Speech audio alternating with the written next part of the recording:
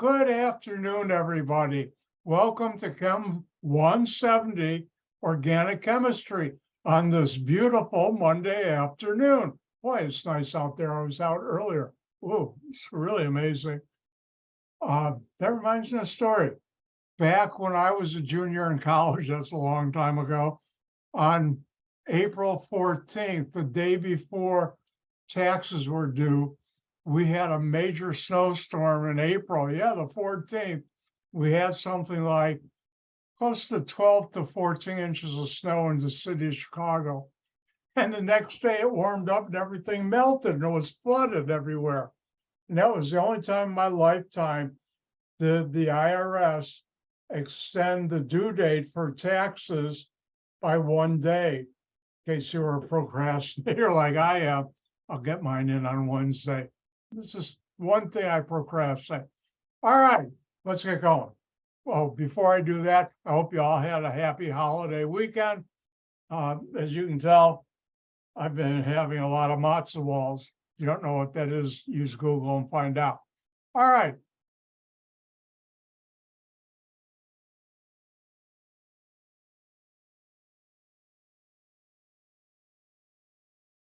On Wednesday, I will be giving test number 3 online, just like I did test 1 and 2. On Wednesday, right after lab and class, I will send out an email for the password protected file, PDF file, test number 3.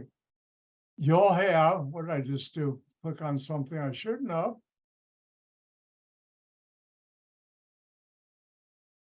You'll have until Thursday, 1 p.m. to finish test number 3 and upload your answers to D2L.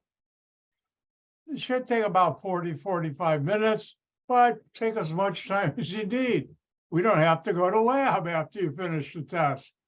All right, test 3 has 9 pages, 10 problems. Some of the problems are multiple parts.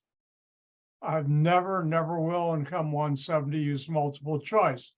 It covers carboxylic acids, esters, carboxylate anions, amines, amine salts, quaternary ammonium salts, amides, and heterocyclic compounds. The point breakdown, 7 points general knowledge, 38 points nomenclature. Remember, there are 2 types of nomenclature question. And it'll be a little different on this test. Give the IUPAC or the common name for the following molecule. And the other type is draw the structure of the following molecule's name. Then we'll have 60 points, reactions. The bulk of those will be, as you've seen, give the organic product or products for the following reaction. I think 4 or 5, I forgot which, will be give the starting materials for this reaction. It adds up to 105. So there's 5 bonus points. You pick the bonus points. And again, it's not open note. It's not open internet. It's not open ask a friend test. That's called cheating. Please don't. And today I'll be doing a review for test number 3.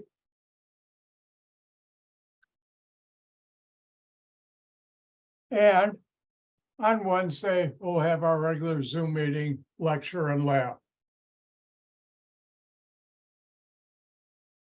Any questions about test 3 this Wednesday?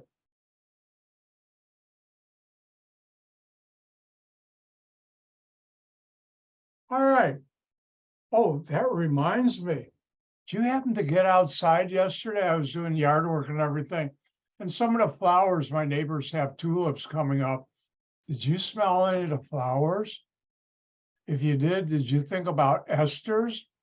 Or did you think about a banana, other fruits or vegetables? What you smell, what you taste are esters. Did you happen to do your laundry like I did mine yesterday?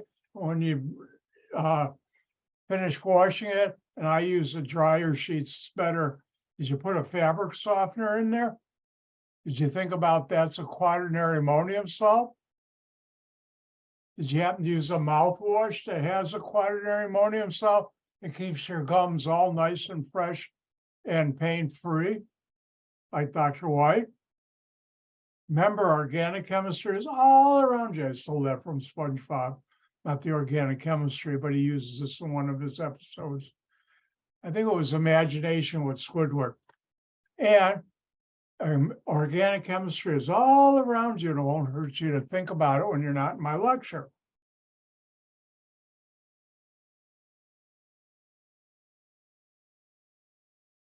All right, as promised, and I don't break my promises, let's go through test number 3 review. Remember, I try and be thorough in my reviews, but if I've ever forget anything, and I've covered it at least twice in lecture, it's fair game on a test. Speaking about that, your friends on test number 3. How many bonds to carbon? 4. How many bonds to carbon? Oop, I gotta get this 5th one day. 4.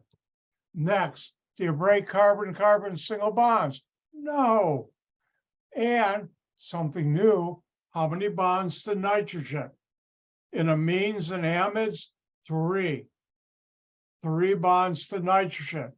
In, did I say amides, amines and amides, that was right.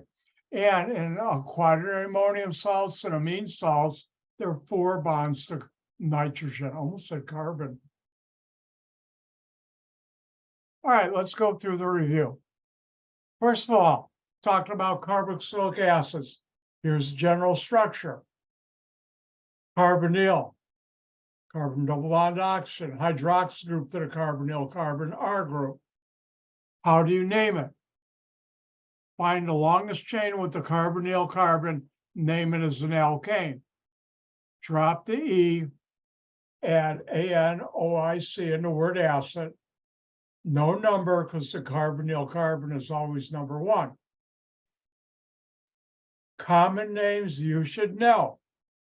Acetic acid, when R is methyl. Formic acid, when R is hydrogen. And finally, when R to carboxylic acid, the common and also the IUPAC name is benzoic acid. Now, let's look at reactions of carboxylic acid with its base. Carboxylic acid is an acid, proton donor. Base is a proton acceptor. The hydrogen on the oxygen of the OH of the carboxylic acid is the most acidic hydrogen in that molecule. And with a base, MOH, hydroxide base, where for this class, M is lithium, sodium, or potassium, you'll get this carboxylate anion. Now, a special case where I did something different, and I asked you to know all the products, not just the organic, is when you react a carboxylic acid with sodium bicarbonate, NaHCO3, baking powder. And this gives you a carboxylate anion, and the carbonic acid that you form in this reaction immediately, like that, faster than that, breaks down to water and CO2, carbon dioxide, that's given off as a gas. That's what the arrow up means. Now, how can you make a carboxylic acid? Oxidize a primary alcohol. Remember, you don't break carbon-carbon single bonds. You can take an aldehyde and oxidize it, and you'll get a carboxylic acid. Quick reminder, this file is in the lecture section of Blackburn School D2L, and you can download it or look at it at your leisure. Now, if you take a Grignard RMGX where X is chlorine, bromine, or iodine, and react it with carbon dioxide, second step acid, H plus and water, you'll get a carboxylic acid that's 1 carbon longer than the R group you started with. Next, I talked about esters. Esters is a derivative of a carboxylic acid. You'll see later on, you make it from a carboxylic acid. Now, here's the structure of the ester. How do you name it? Name the R prime as the alkyl group it is in the front of the name. Now, there are 2 ways if you can continue the rest of the name. One is the IUPAC method, which is name the carboxylic acid if R prime was H, used to make that ester. Drop the OIC in the acid and add ATE. Now, I had a very smart Chem 170 student years ago who said, great observation, when R is not a benzene ring, name the longest chain as an alkane that contains the carbonyl carbon, this carbon of the ester. Drop the E and add OATE. In all cases, the carbonyl carbon is 1, and you don't have to put a 1 there. Now, common ester you should know, only one, ethyl acetate. That's this one, where R is methyl, R prime is ethyl. And remember, ethyl acetate is 1 of the 2 molecules. I don't know why I do this because I never polish my nails, but 1 of the 2 molecules used for nail polish remover. The other one, as you learned, was acetone. Now, once you know the nomenclature for esters, I can now cover the nomenclature for carboxylate anions.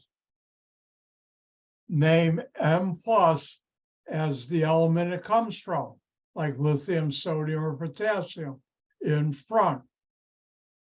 And again, just like an ester, there's a 2A and B2. If I say 2B, I have to say to be or not to be. That's the question. I can't stop myself from doing that. So B2 or A2. In A2 or 2A, think of this, if this was OH, name that carboxylic acid, drop the IC in the word acid, and add OATE, just like an ester. And just like an ester, B2, the one my student came up with, you name the alkane if you had a carbonyl carbon was part of the longest chain. Drop the E and add OATE. As I mentioned earlier today, esters are responsible, you should know, for the smell of most flowers and the taste and smell of many fruits and vegetables. How do you make an ester? You react the carboxylic acid with an alcohol. Excuse me. I don't know what's happening in my throat, but no, my voice is getting lower. Am I going through puberty again? No. Anyways, I think I'm fighting off a cold. Anyways, carboxylic acid, alcohol, acid catalyst, H plus, ester. The carbon that the OH is bonded to in R prime will be the carbon the oxygen is bonded to in R prime of the ester. If you take an ester, react it with acid and water, you get back the carboxylic acid and the alcohol you would have used to make that ester. If you take and react an ester with base and water, M, lithium, sodium, or potassium, you'll get back not the carboxylic acid, because in the presence of acid base, the carboxylic acid forms the carboxylate anion. But you'll also get back the alcohol. Now, one really neat reaction, and I didn't have here, so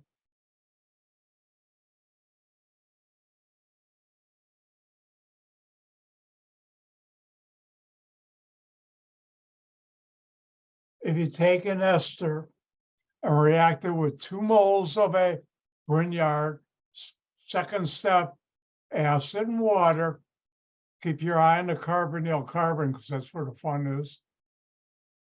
You make not one, but 2 carbon-carbon single bonds from the Grignard to the carbon that was the carbonyl carbon of the alcohol, becomes an alcohol of the ester, comes an alcohol, and you get a second alcohol formed from here.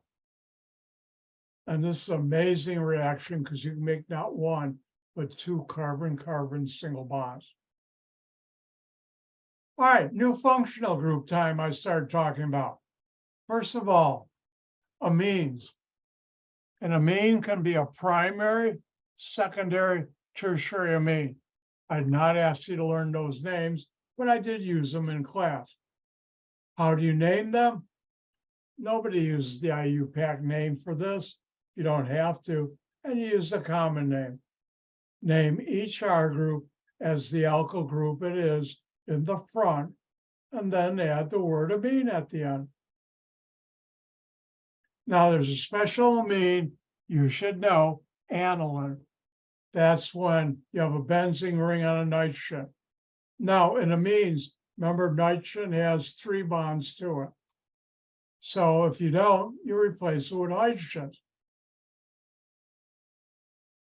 Now, something near and dear to my heart, a quaternary ammonium salt. And that's when you have 4 alkyl groups on a nitrogen with a positive charge and a halogen anion.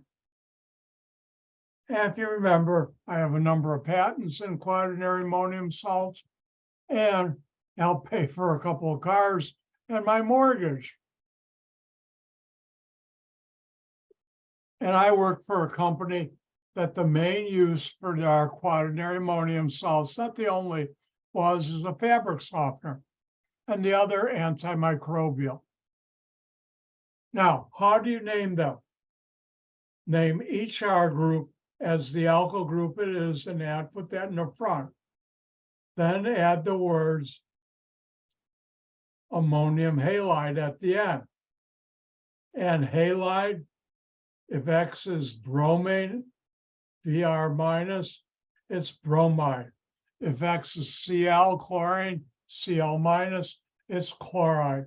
If X is I minus, iodine, it's iodine. Whoops, I have a mistake here. Don't look, don't look. Actually, you should.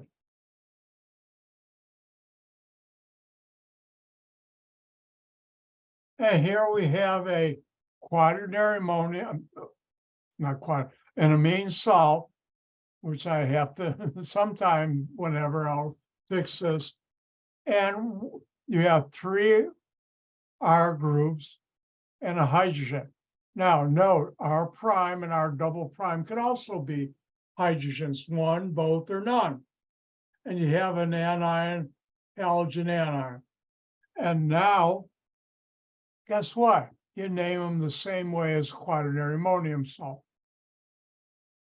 How do you make an amine?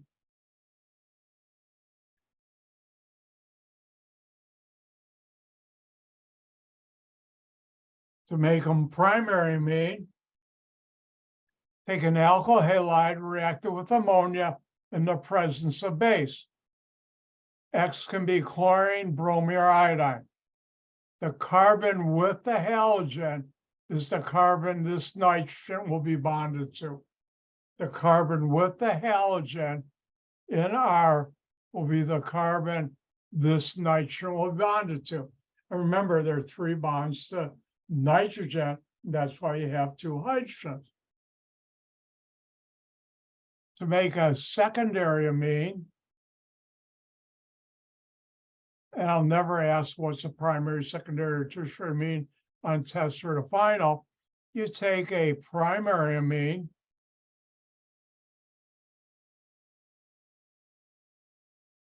react it with an alkyl halide, again, X could be chlorine, bromine, or iodine, and you make a secondary amine. The carbon in R prime that the halogen is on is the carbon R prime will be bonded to in the secondary amine.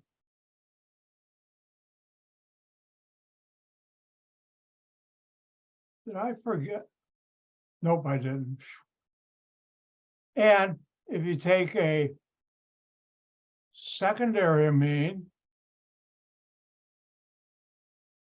and react it with an alkyl halide, you'll make a tertiary amine.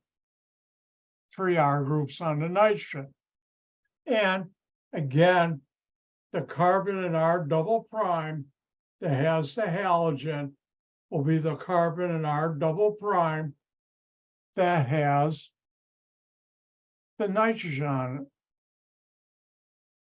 it. Again, if I'm going too quick, always feel free to ask me to back up. And remember, I haven't said this in a while, there's no such thing as a dumb question in my universe, especially my class. Now, if you take a nitrile, which has a carbon-nitrogen triple bond, 2 pi bonds, 1 sigma bond, like carbon-carbon triple bond, and you add hydrogen excess, and that means you got all the hydrogen in the world, anything hydrogen can react with in a catalyst. That could be nickel, platinum, or palladium. You hydrogenate, you break the 2 pi bonds, and each atom of the triple bond gets 2 hydrogens. And this is an outstanding way of making a primary amine, which you can write this way or this way. As I mentioned during lecture, when we went over this, this was my first research project when I entered the chemical industry. And that's when I started out as a PhD research bench chemist. I was only there for a year and a half when they made me section head. Turned out I was the youngest section head in AXO ever. All right, boy, that was a long time ago. Now, something very near and dear to my heart, quaternary ammonium salts. You take a tertiary amine, react it with an alkyl halide in the presence of base, you'll make a quaternary ammonium salt.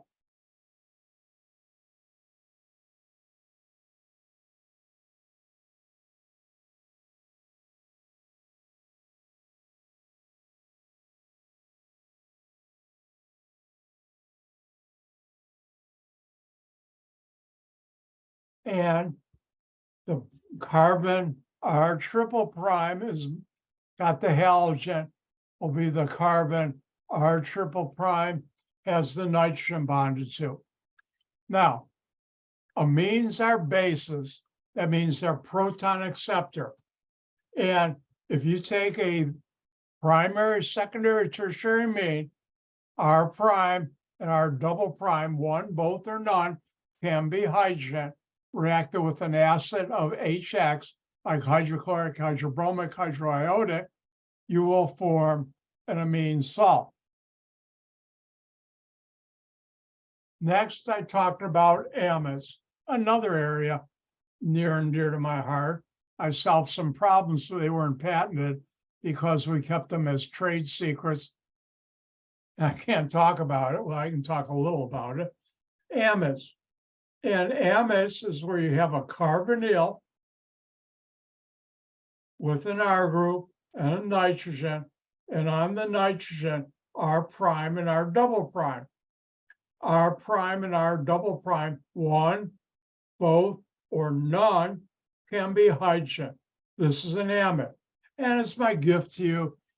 I didn't ask you to learn nomenclature for amides, but I did tell you about capsaicin, an amide that's found in peppers, and the more capsaicin, the hotter it is. And I told you about how I did that stupid thing, tasted some powdered habanero, and I was in instant pain. And I'll explain more about it. We get into like dissolves like in the chapter out fats and oils, why I knew that would save me. Oh, did it? Oh, that was pain. All right, how do you make amides? Take a carboxylic acid, react it with ammonia, primary, secondary mean, which means here, R prime and R double prime, one, both, or none, can be hydrogen, and you form an amide. Now, reactions of amides. You take an amide and react it with HCl, any acid. The reason I'm using HCl is that's the acid in your stomach.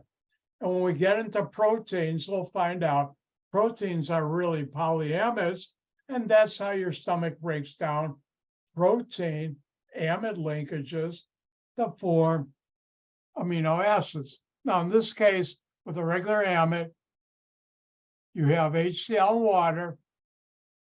You can form the carboxylic acid you would have used to make that amide, plus not the amine.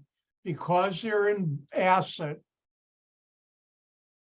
the main form that would have been used to make that amide immediately becomes the amine salt, because the amines are basic. And remember, R and R prime and R double prime, one, both, or none, can be hydrogen. Now, if you take an amide and react it with base, and the base for this reaction, I'll just stick to sodium hydroxide and water, which you need also. You will not get the carboxylic acid used to make that amide, because in the presence of base, carboxylic acid reacts with base to form the carboxylate anion, but you will get the amine you would have used to make that amide.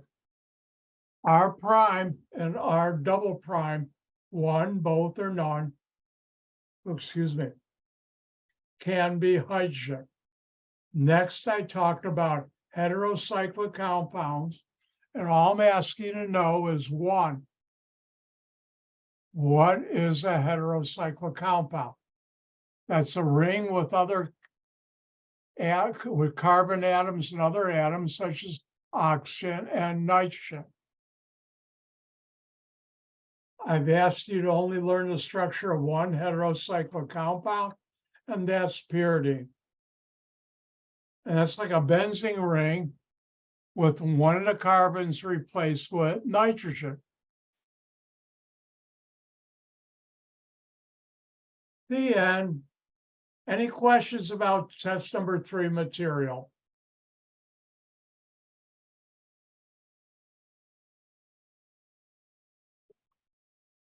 Yep, I got my speaker on. When I first started using Zoom, I forgot to turn my speaker. I have 2 huge speakers that are so powered, which means I don't have to wear my hearing aids, so I can crank up the volume. And I forgot to turn them on. What did you say? I can't hear you. And I realized I had to turn on my speakers.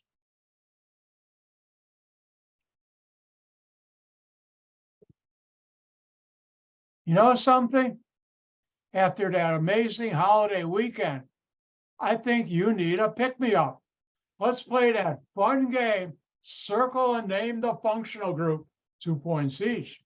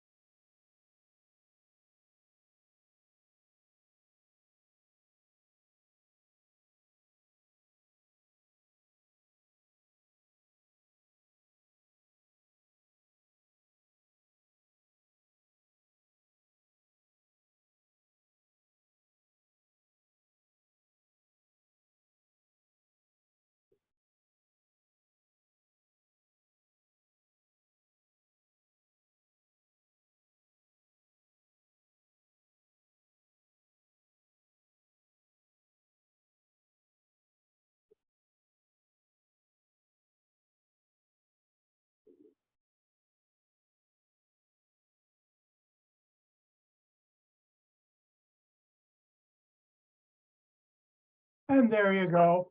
Have fun. Circle and name the functional group, 2 points each.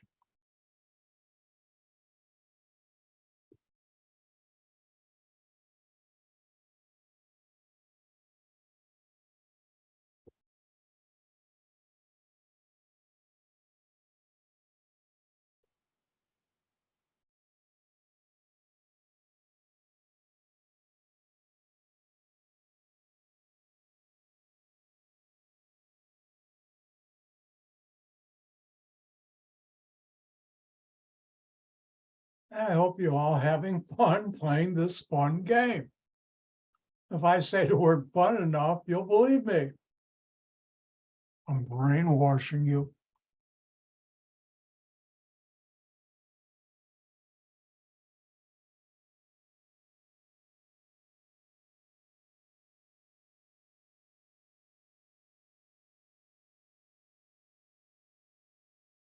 And remember, today is National Students Turn On Your Webcam Day. Did you buy that?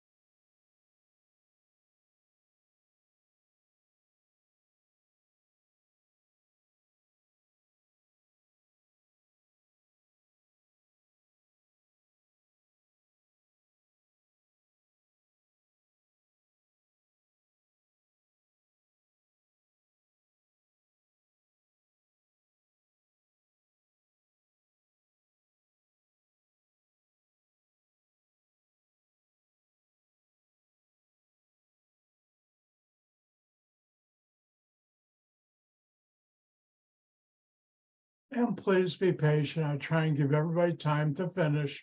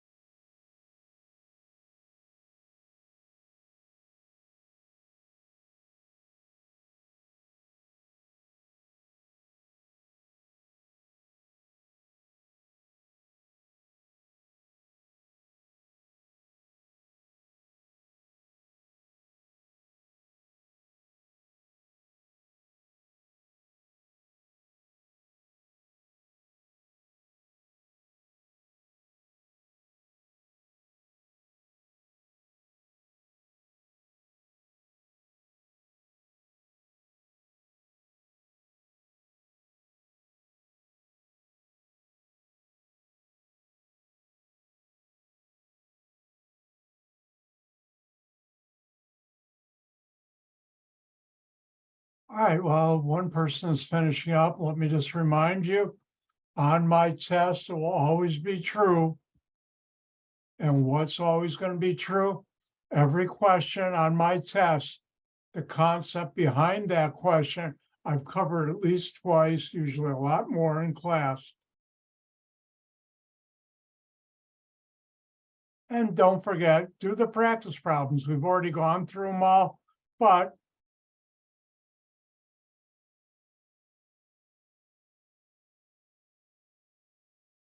you should do them. All right, let's do this. Question is, circle and draw the functional groups, 2 points each. How do I do that? You look for something different. What's not carbon, what's not hydrogen, what's not a carbon-carbon single bond should get your attention like that. Ooh, a nitrogen. And notice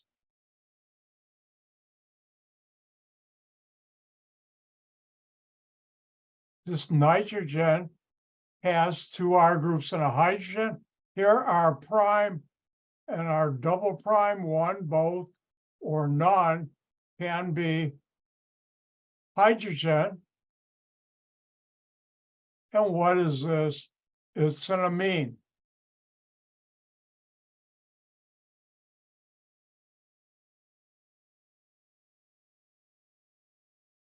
Are we done? No, we have carbonyl, hydroxyl group, R group.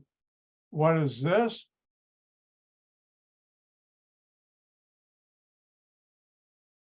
A carboxylic acid. And now let's move on to B. Ooh, a nitrogen. And notice this nitrogen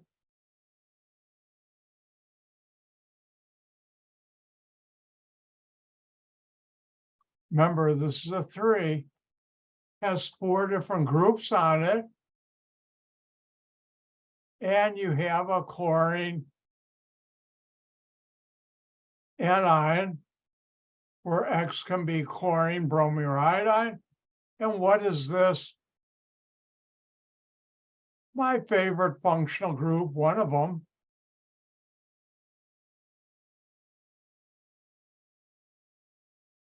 A quaternary ammonium salt.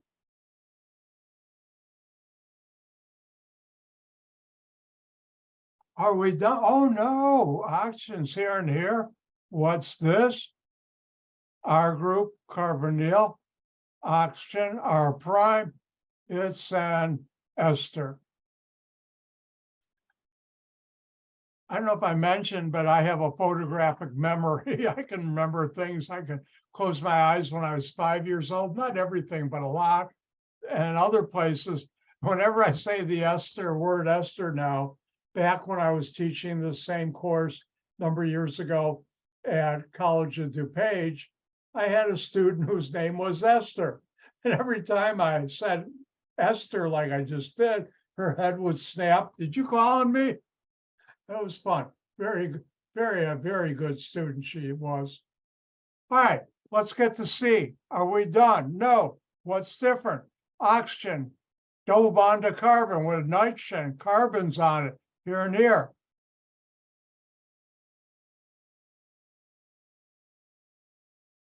Our prime and our double prime can be hydrogen. Our case is not. What is this? It's an amide. Are we done? Oh no, oxygen's here and here. Carbonyl, oxygen minus, and let me write it this way.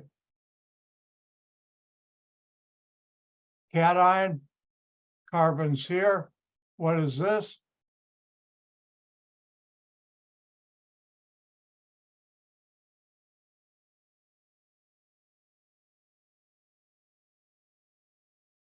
I call it a carboxylate anion. You can also call it a carboxylate salt. And are we done? No, we've got D to go. Ooh, and nitrogen.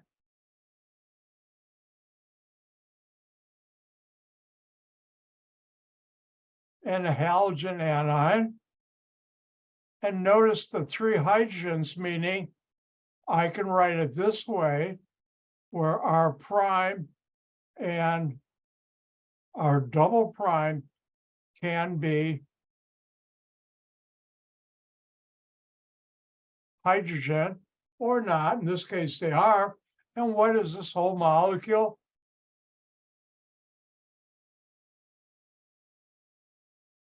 An amine salt. And that's how you play that fun game. Circle and name the functional groups, 2 points each. On a serious note, if you can't identify a functional group in a molecule, then you don't know how to name it, and you sure don't know how to react with it. It will react. Same thing if it's in a product, what do you start with? That's a fun game, but it's a very important ability to have in organic chemistry. And when I look at a molecule, that's the first thing I do immediately is I identify all the functional groups in a molecule. All right, any questions?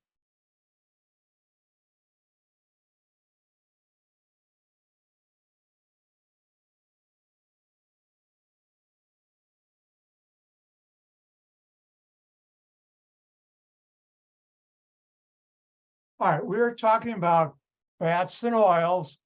Remember, what I'm talking about now will not be on test 3. Hold on. Now you can see me, won't be on test 3, but will be on test 4 coming up in the future. And what are fats or oils? They're triesters of glycerol or glycerin. What's glycerin? Oops, wrong color.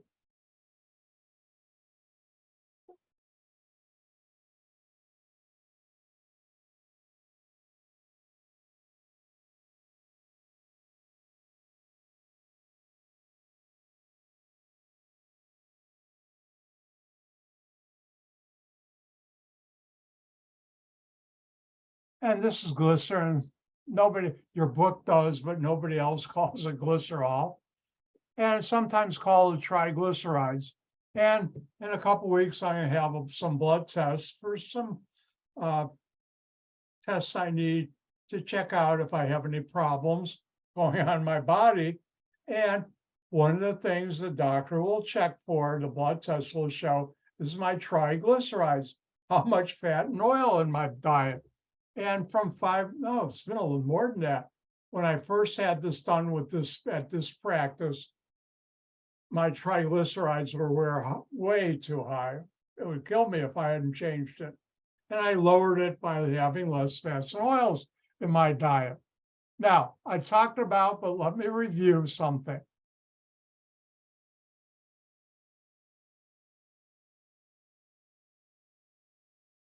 This is an ester.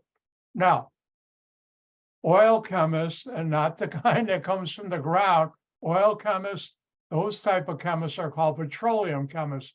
Oil chemists are those who deal in fats and oils, which I have done for a number of years. And we write our ester backward. And the reason we do that is a triglyceride general structure that you should know is a triester, tri means 3, of glycerin.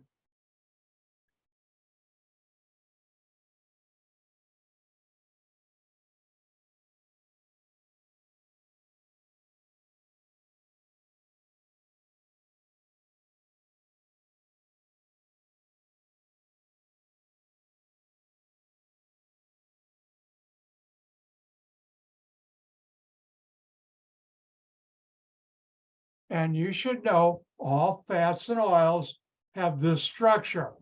Here's ester number 1, ester number 2, and ester number 3. And we write it that way, it's just easier. And the only difference between fats and oils is what's our prime and our double prime. And just to remind you, a fat is a triglyceride, this molecule, that's a solid or semi-solid at room temperature. You don't have to know what room temperature is, but in case you were wondering, it's 25 degrees C. And an oil is a triglyceride that's a liquid at room temperature. Now, let's talk about some important, how am I doing time-wise? I got time. Reaction of fats and oils with acid and base. And they yield what we call fatty acids. Now, fatty acids is shorthand for fatty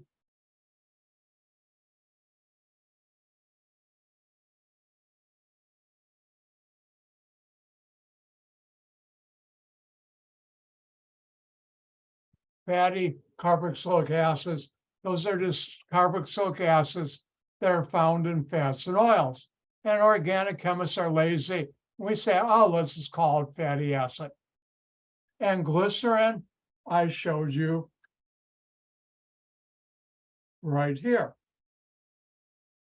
You know something? This would be a good time to take a break. Come back at about 1:55, give or take a minute. And I can get up and take a long stretch and let my throat relax, because after doing a review, it's a lot of talking.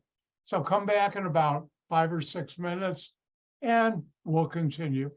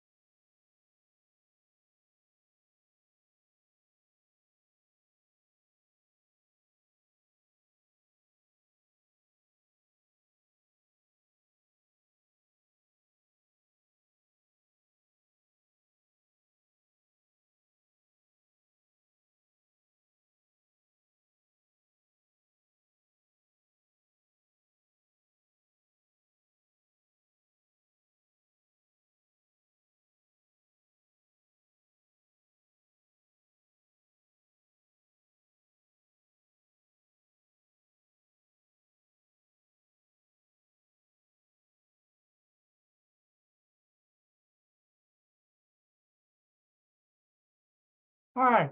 If you look like if you look at me, I'm a happy camper because I just checked my mail and something I ordered came in. This has nothing to do with organic chemistry, but I thought I'd just share something with you.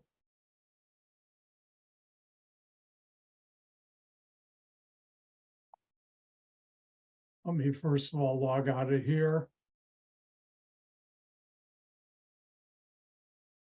If you're not familiar with it, there's a website and a company called AliExpress in China.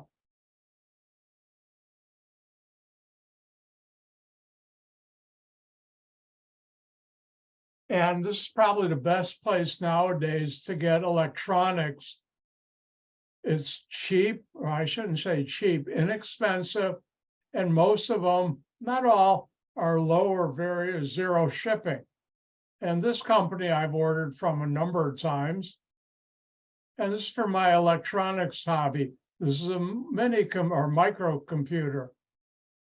And this is a very powerful computer. This is on a little chip and board that big. And what do you do with that? You have fun and make different projects. Now, the projects I am into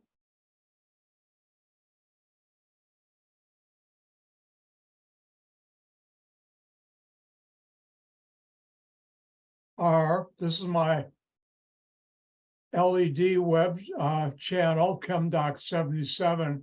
Anybody guess what year I got my PhD in? Yep, you're right. Well, anyways, these are different things I have created using LEDs and those microcomputers, which you order these parts from China. Here's a fun one I did a couple of years ago.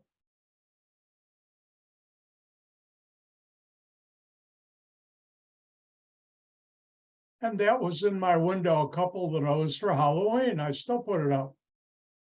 And the fun thing is, how do you do programming with a certain library called Fast LED to form these effects, which a couple of good ones are coming on. Now, one of the things, it's really hard to get good color when you're videotaping LEDs. If you look at the reflection on the floor, it gives a better color, but coming up is, this is neat effect. And no, it's not a real flame, it's just LEDs. And you have different color ones too. What if you could do SEO smarter and fast? And here's one, it took me about 4 or 5 months to learn, teach myself how to use arrays, but I'll show you one more and we'll get back to work. You have different colors. I picked on red and blue. And it was quite tricky to learn how to use arrays and arrays of arrays to do that. Coming up was one of my favorite animations after this one.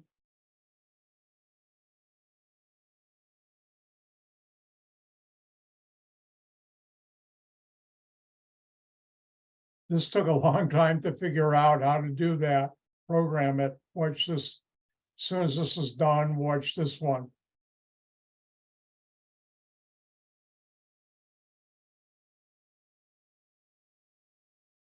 Anyways, you can get a lot of good stuff at AliExpress. And I just got some more LED components, not this. But word to the wise, make sure you use PayPal in case you ever have a problem. I never have, but I've heard of some people who have. All right, back to work.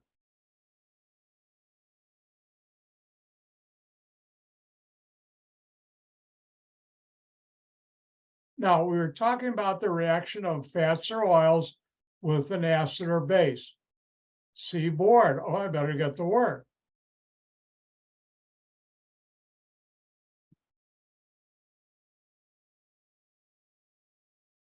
By the way, hint, switch is on for all this, if you haven't guessed.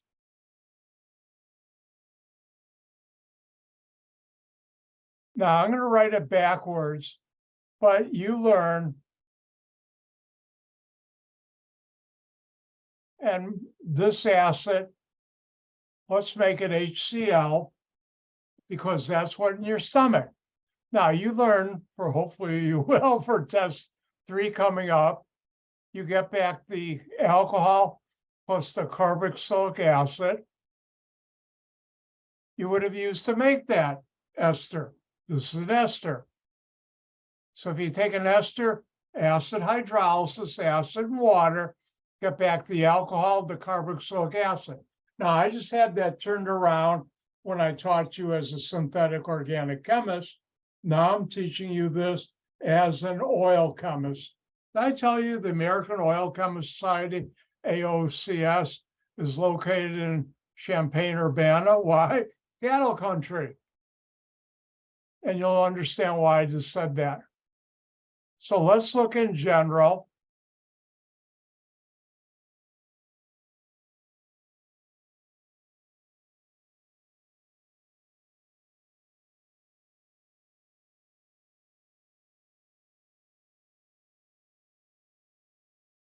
If we react this fat or oil with acid, and I'm going to put HCl because that's in your stomach. And this is how your stomach breaks down fats or oils. Now, what do we have here? Ooh, an ester. Ester number 1 gives you this alcohol, plus notice on the carbonyl carbon, I'll get this carboxylic acid. Oops.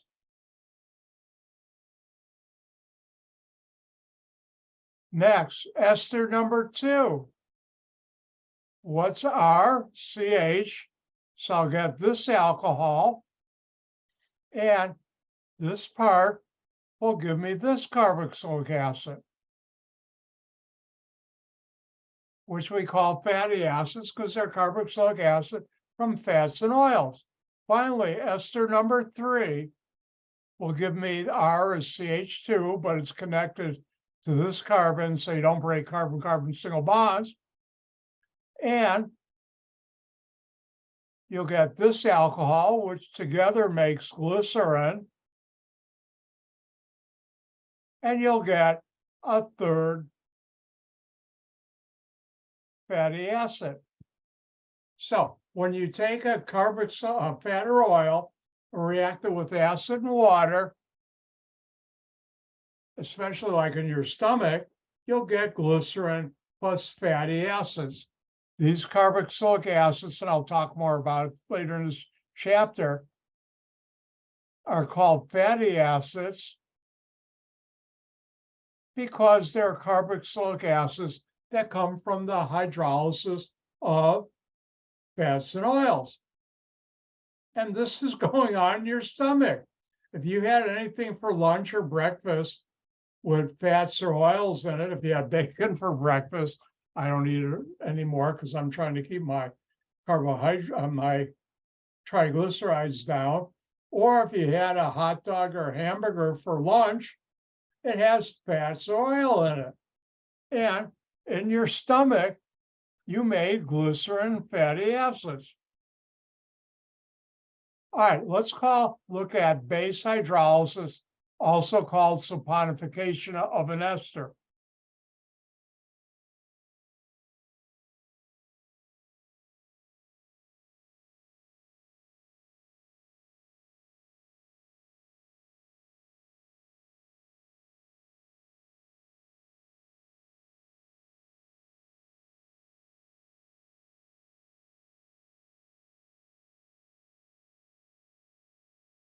All right, here we have our fat or oil, depending on what our prime and our double prime, and I'll talk more about what they are in a little while, today or Wednesday.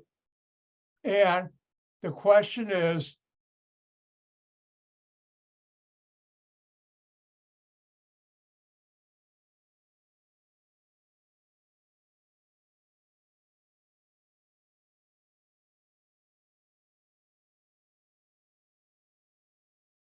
And for this, I'll just use one base, sodium hydroxide plus water.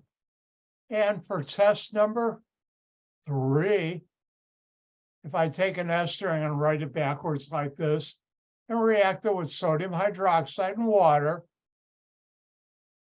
you'll get back the alcohol you would have used to make that ester, but got to put on my oil chemist hat. I almost wrote it the other way, like I normally do. You'll get back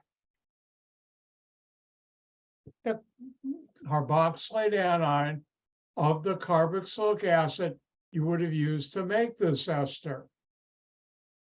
So we have ester number 1. You'll get this alcohol plus this carboxylate anion.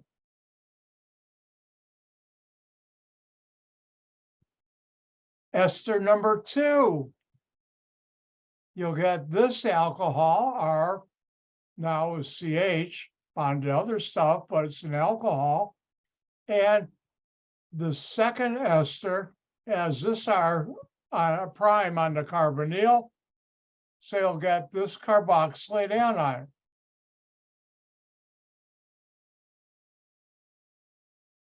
And the final one, ester number 3. My R group is CH2, but it's bonded to other carbons. You'll get this alcohol. So you get glycerin again. Plus this carboxylate anion.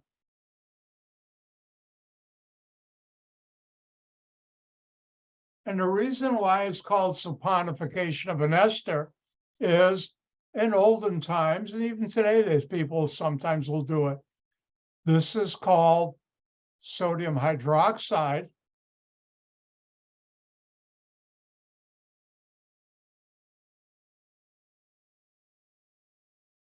But the older name is lye. And these carboxylate anions of fatty acids are called soaps. And in the olden days, they take animal fat and react it in a pot with lye and water, boil it for a long time and let it cool down. And you'll see in the liquid in that pot a solid form. How many of you have ever heard of lye soap? Anyone? Yep. And that's how they made it.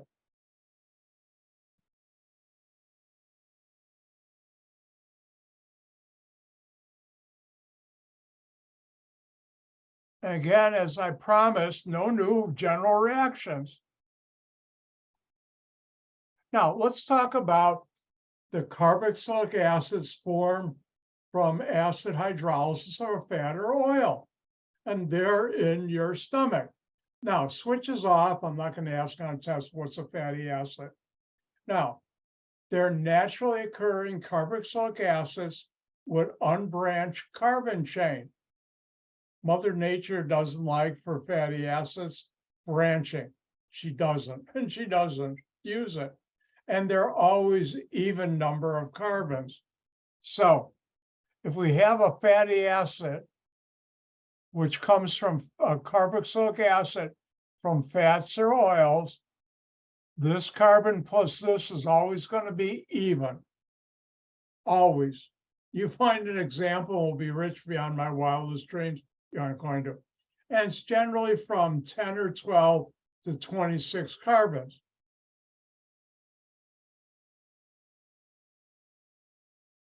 Now, switches on.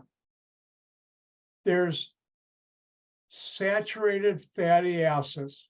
And I apologize, without thinking, I just noticed, since I've worked in this industry for years, FA is abbreviation for fatty acid.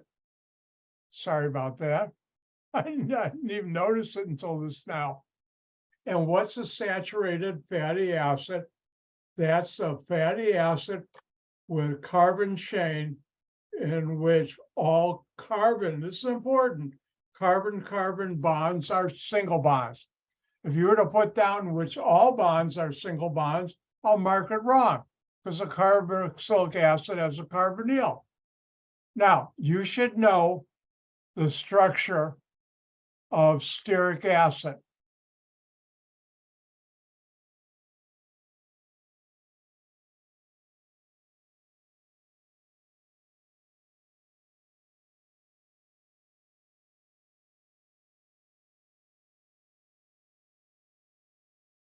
Don't you like when I'm subtle? Can't know this. And what's that structure? I'm going to do something I haven't done all semester. I'm going to use the shorthand. And that's this bracket we talked about in alkanes, CH3 bracket, CH2, close bracket. Then you have 16 carbon, 16 CH2, then carbonyl OH. And this is stearic acid. And that's got only carbon-carbon single bonds. Notice 16, 17, 18. Overall, it has 18 carbons, even number. And it's a saturated fatty acid. It's also a solid at room temperature. And I worked for Unichem Chemicals, and we made stearic acid from animal fat. Don't get grossed out. It's used a lot in the United States and the world. And this is stearic acid. Now, where can you find stearic acid in your daily life? You should know.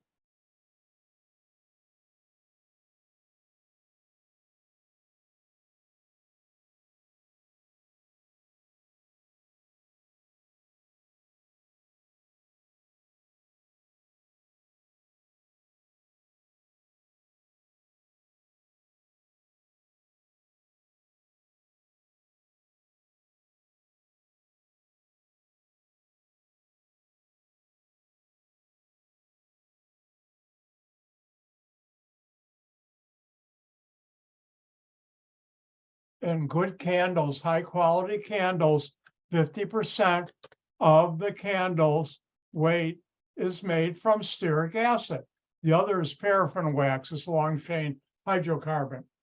And I worked for an Anglo-Dutch company. They've since sold it off, that division, someone else. But Unichem Chemicals, and our job, our company made stearic acid. And it was originally founded in the Netherlands back in the 1800s. They took animal fat, made it into stearic acid, and then made candles. And when I was there one year, I happened to be in Europe, timed it right. I was there, their headquarters and main research. I was spending a couple of weeks in Europe there. And they had the huge celebration. I think it was for the 100 and whatever, 50, 75th anniversary of that company. Besides the parties, oh, chemists know how to party hard, they handed out commemorative Delft candle holders and commemorative candles they had commissioned. And I'm not going to run downstairs and get it. I still have mine. I won't light it. It's too beautiful.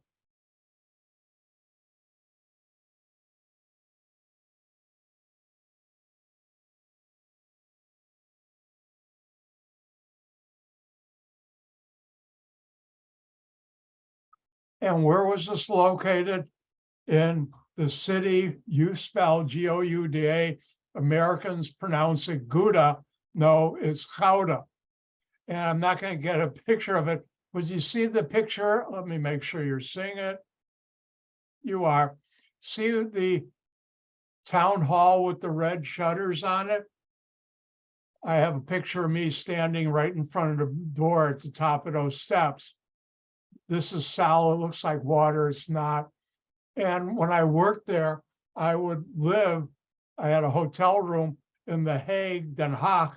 I'd take about a 30-minute train ride, 25-minute, maybe a train ride to Gouda, get off, walk from the train station, about a 8-10-minute walk right through that town center to the plant and research center in Gouda. And it was a beautiful way to start your day. I don't know if they can show it.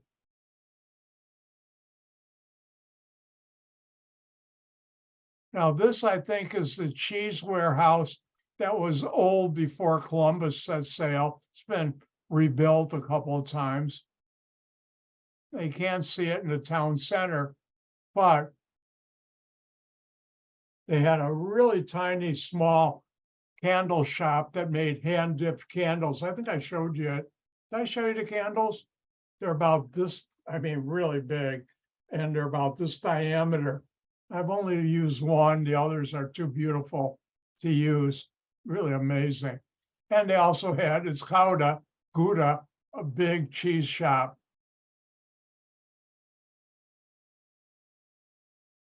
So this is stearic acid.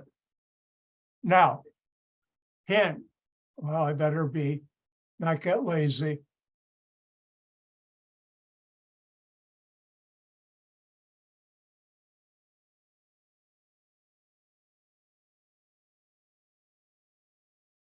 We're talking about fatty acids, carboxylic acids that come from fats and oils. And there's a mono, meaning one, unsaturated carbon-carbon double bond fatty acid. And what are monounsaturated fatty acids? They have a carbon chain in which you have one carbon-carbon double bond. And the one I'd like you to know, hint, know the name and structure. Just like stearic acid, if I wrote on a test, draw the structure of stearic acid, you should know how to do that. If I draw this molecule and say, what's the common name for this molecule? You should know it's stearic acid. Now, oleic acid is similar, but not the same as stearic acid.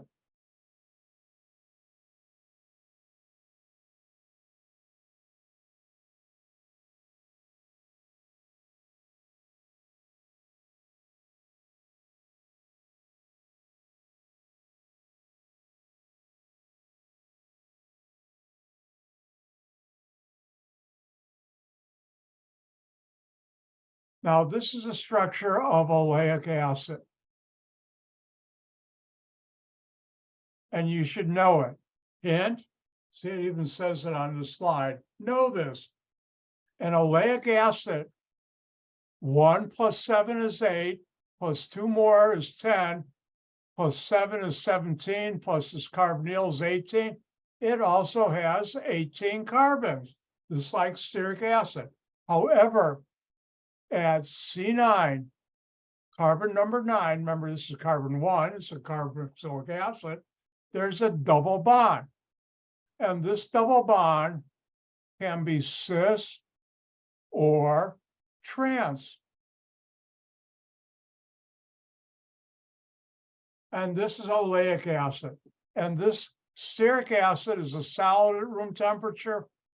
Oleic acid is a liquid at room temperature.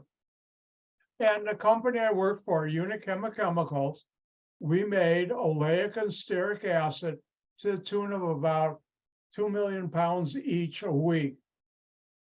Sometimes more, but in that range, a lot. And this plant was located in Chicago, 47th and Racine. It's still there, but like I said, they sold it off to another company. And this is oleic acid. Now, if you see stearic acid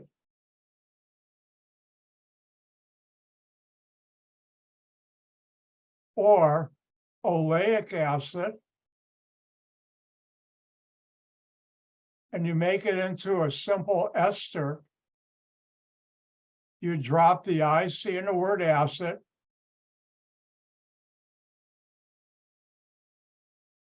and part of the name of that ester, forgot the R, would be stearate. For oleic, if you made an ester from oleic acid, remember it's a carboxylic acid plus an alcohol, you can make an ester. You drop the IC in the word acid, and you see oleate. Now, I'd highly recommend, if you have a chance, go look at some of your personal care products like skin creams and other things.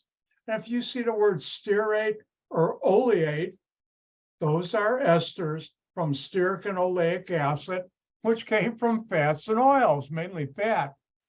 Don't get grossed out. By the time you're using it, it's been converted into other molecules, highly purified, so it's quite safe. But I would highly recommend look at things like your skin creams or other things, cosmetics, and other products. If you see stearate, oleate, you are using products that have fatty acids that have been converted into esters, and those fatty acids came from fats and oils.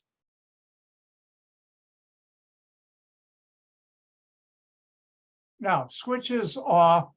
We also can have polyunsaturated fatty acids, and those are molecules that have carbon chains that are fatty acids. They have 2 or more double bonds in them.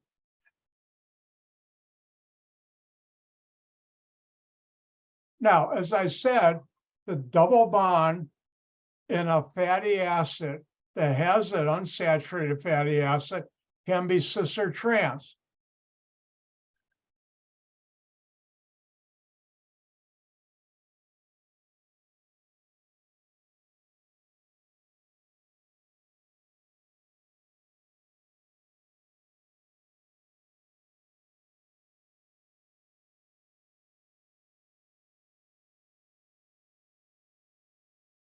And if these R groups when this is hydrolyzed, makes fatty acids that are unsaturated, these have a double bond in them. And those double bonds can be cis or trans. How many of you have heard that trans fats are bad for you? Medical science, and I believe them. And cis are better. What they're talking about is in the R group, there's a double bond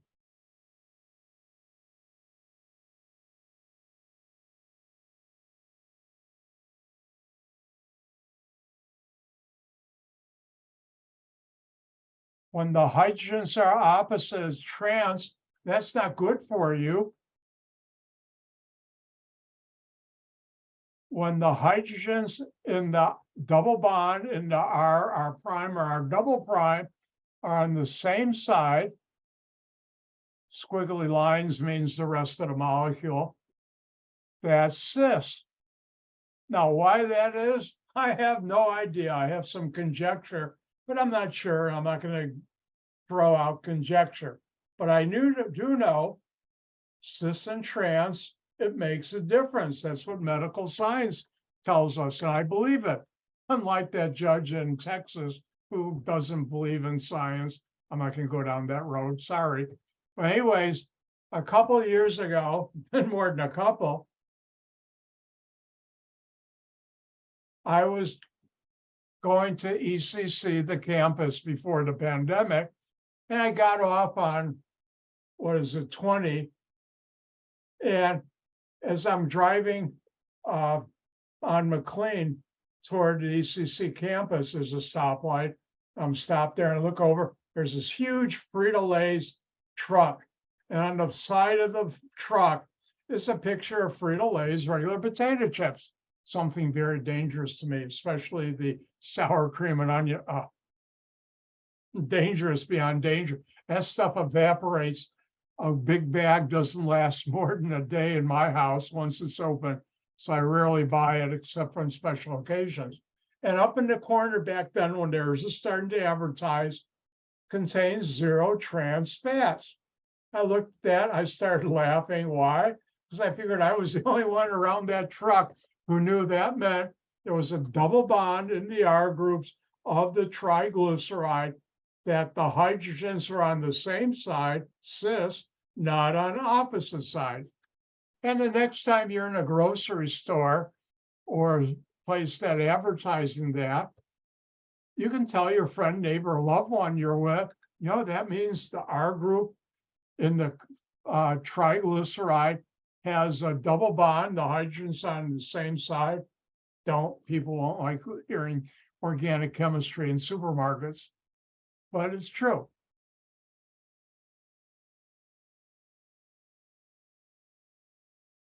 Now, I'm going to talk about something that's not really in your book, but I don't know if I don't think anybody's reading the book anymore because I told you you didn't have to buy it. Switches on, and only for two things on this.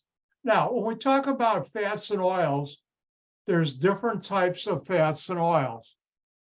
And beef fat, a special type, and you don't have to know BFT stands for bleachable fancy tallow, but beef fat is called tallow in the chemical industry. That you should know. Now, pig's fat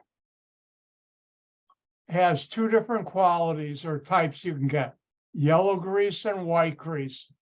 White grease has a better color, less color.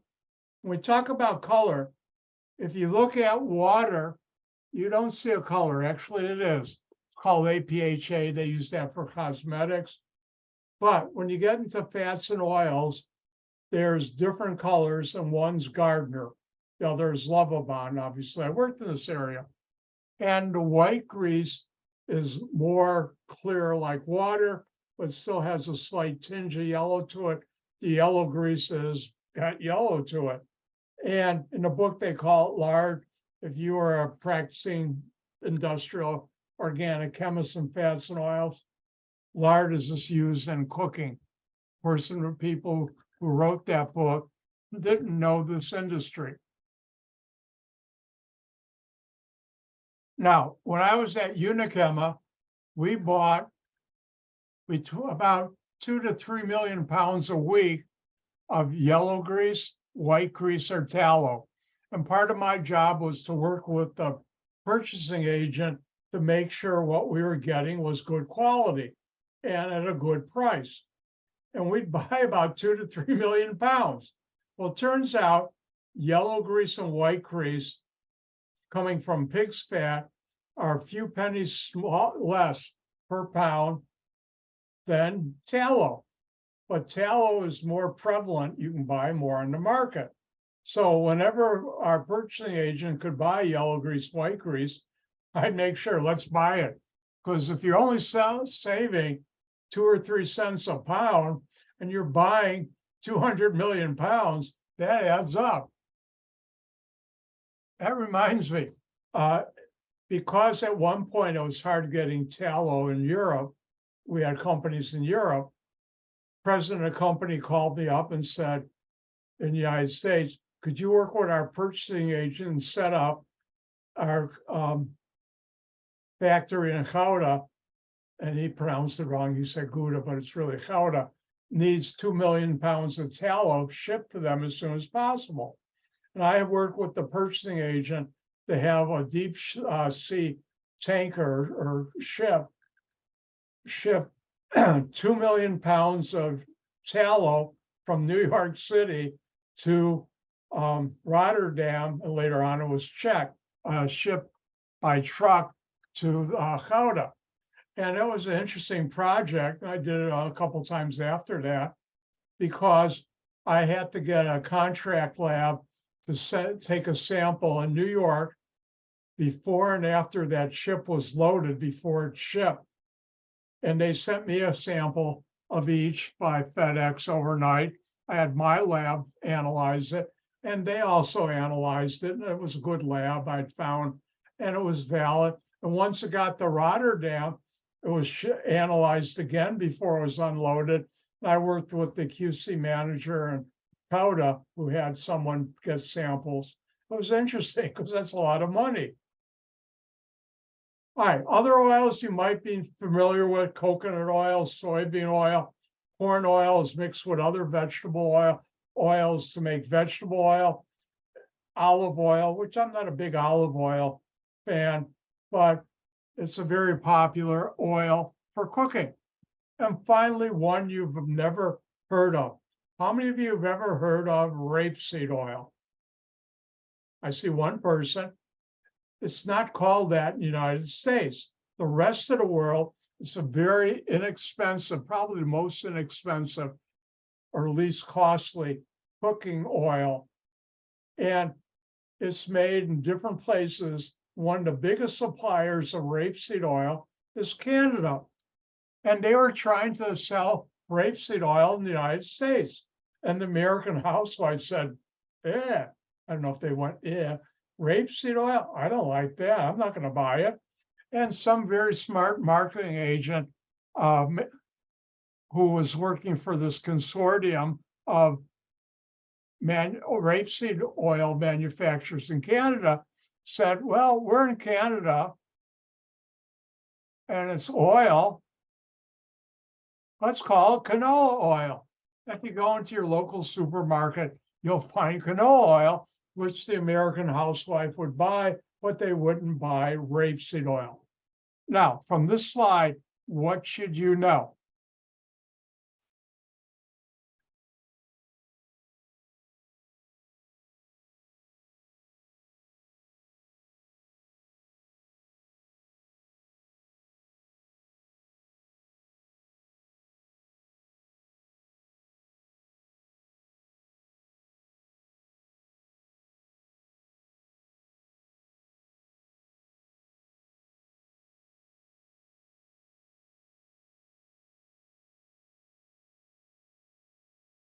You should know tallow is beef fat.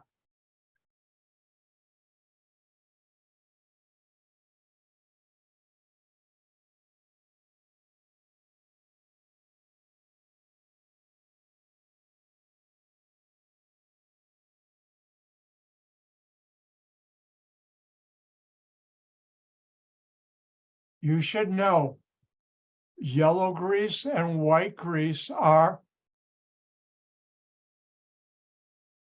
two different qualities of pig's fat. And you should know this. If I ask on a test, what's tallow? You should know it's beef fat. If I ask on a test, what's white grease? You should know it's pig's fat. Now, do I have time? Oh, I do.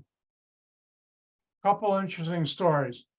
The Unichem chemical plant, when they purchased it, before I actually was hired as laboratory manager for that in all of North America, it was on a site on 47th Racine. Why there? That's by the old stockyards where they had animals that were slaughtered and they made a lot of beef fat and pig's fat. And there was what was called, I don't know if they're still in business, the Darling Rendering Company. A rendering company is a company that takes scraps left over after either a cow or a pig has been butchered and converts it into three main products. One is they render down, just like if you take bacon and you cook it, you see the fat left over in the frying pan, you're rendering the fat from the bacon as you're cooking it. And they would have they had a huge plant there, and they would render that down. If an animal died before it was slaughtered properly, they would get that carcass too. They'd also get the bones, because they had a way of making the bones, processing it into bone meal that was sold for animal feed. And finally, they got large enough carcasses, which they did. The blood in there was separated and sold as animal feed too. The one thing, a rendering plant, I've worked in different areas than a chemical plant. That's the one smell you, especially in the summer, with all the dead carcasses around, you never get used to. Luckily, my lab and office was upwind, not downwind from that plant. Otherwise, but interesting story. When I worked there and they still had the rendering plant, there was a 5-year agreement that after 5 years, they shut that down and Unichem would get that area to build more part of the plant to make fatty acids from animal fat. And I, being a senior manager, had a really nice covered parking space inside the area where they had the plant and the research lab and the quality control lab. And the other employees had a big parking lot right outside the guard center where they had a gates that opened up that let trucks in and everything. And I would get there early because I could leave early and miss rush hour. So I get there about 6:30 in the morning. It's one cold winter, and I drive to the street. The plant was huge, had its own streets. And I drove a little, and all of a sudden, what's there? In the middle of this road is a dead cow on its back with its legs up, and it's frozen solid. Not a fun way to start your morning. So I drove around it, went in to my office, got to my office. The plant manager of the Darling plant I knew because I was in control or responsible for waste treatment plant and ponds. And if they dump too much blood or waste into our water, it could kill the ponds and cause us problems. So I'd call them times when he could cause problems. I call him up. It's about 6:30. I knew he was there already because he started earlier. I said, I think his name was Jim. We got a problem. What's wrong? We didn't do blood in the ponds again. Nope. There's a dead cow on this part of the street of the plant. So, oh, okay, no problem. And he sent the forklift truck out. I didn't see it to pick it up and do it. Now,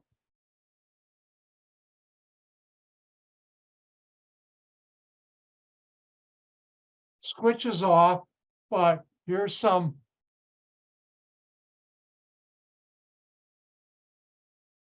different fatty acids. And we use common names, not IUPAC names. If you work in the industry, lauric is 12, myristic 14. These are saturated. Palmitic 16, oleic 18 with a double bond, linoleic 18 with 2 double bonds, and linolenic, which is 18 carbons with 3 double bonds. Notice they have cis and cis for that, all cis. That's not right. You can have trans in oleic and linoleic and linolenic. I know, I made them. I worked for a company that made them. Now, on here, the only ones you have to know are stearic and oleic and the structure. Now, if we look at different animal fats and vegetable oils, and you hydrolyze it, acid hydrolysis, and again, switches off, and you analyze the fatty acids, here they just call them saturated acids and unsaturated. They should really have fatty there. You notice butter is very high in saturated fats, fatty acids, which is bad for you. Clogs up your arteries, not as bad as unsaturated. If you notice lard, yellow grease, white grease, and tallow, and notice they have beef tallow. Nah, you shouldn't have both. Tallow is beef fat. They should have lard and beef fat, are about 50-50, a little less, a little more saturated, unsaturated. And that's not good for you. Now, if you look at olive oil, it's 90% unsaturated, and that's better for your heart, even though my doctor keeps on reminding me, all fats and oils you should keep at a minimum. But if you're going to have some, the ones that are highly unsaturated are better for you. Now, there's a reaction that's not in the book, but I'm going to talk about hydrolysis of fat or oil with steam. See, bored, I better get to work. Now, when we do acid hydrolysis of an ester, to make it go quicker, you use an acid catalyst. Catalyst is something that makes it go quicker.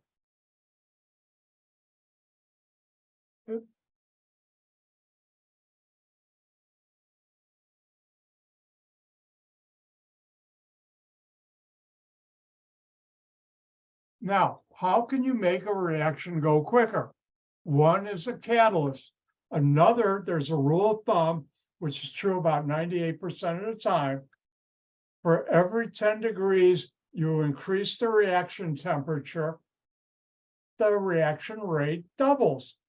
So if I can increase the reaction temperature here, I can make it go quicker. And I don't need an acid catalyst.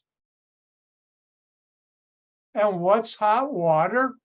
Steam. And we take steam. High pressure steam is very hot water. It can kill you if you get exposed to it. You get very bad temperature burns. Steam is hot water. So essentially, this is this water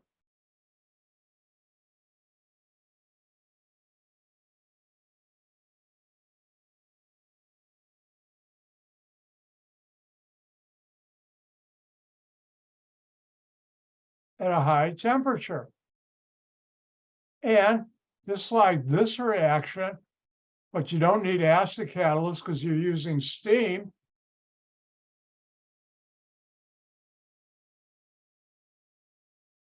You'll get back the alcohol plus the carboxylic acid you would have used to make that ester. So if we have a fat or oil, and we did fats,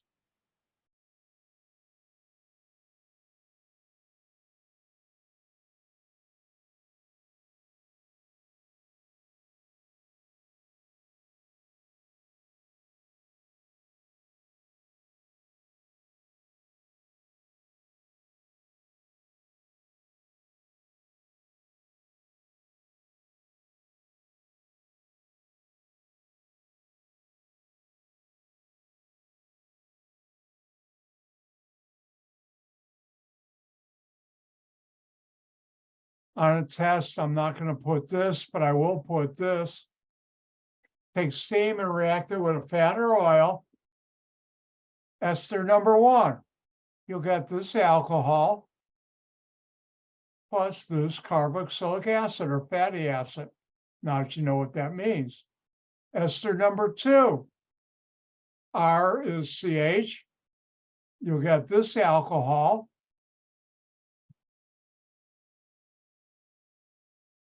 Oops, forgot something. Plus this carboxylic acid, fatty acid.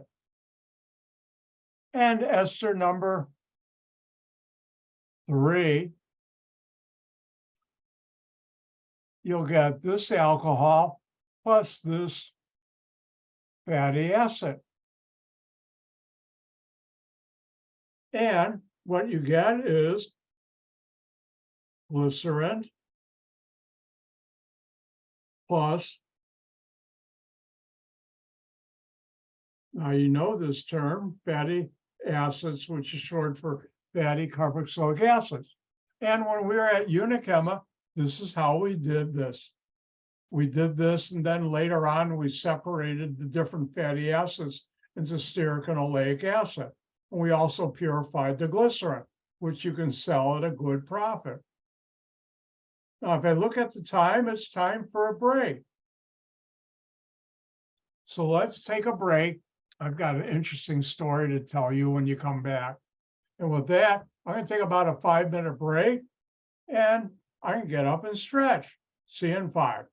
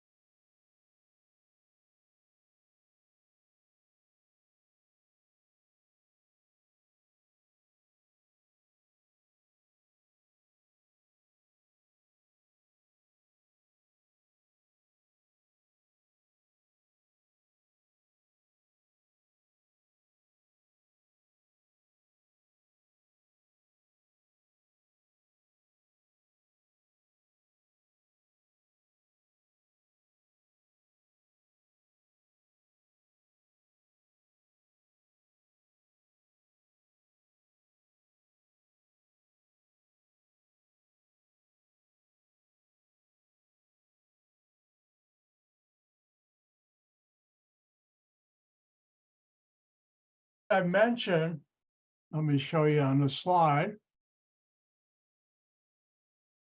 When I was at Unichema, we did this reaction to the tune of about 2 to 3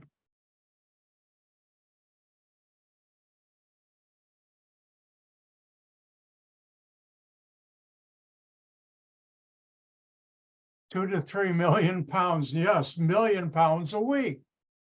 Now, one of the things we made was glycerin. And glycerin, when you get this reaction, isn't purified. We have ways of distilling it. You learned about distillation to purify it.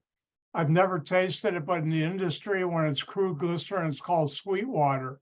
I don't know how that name came about.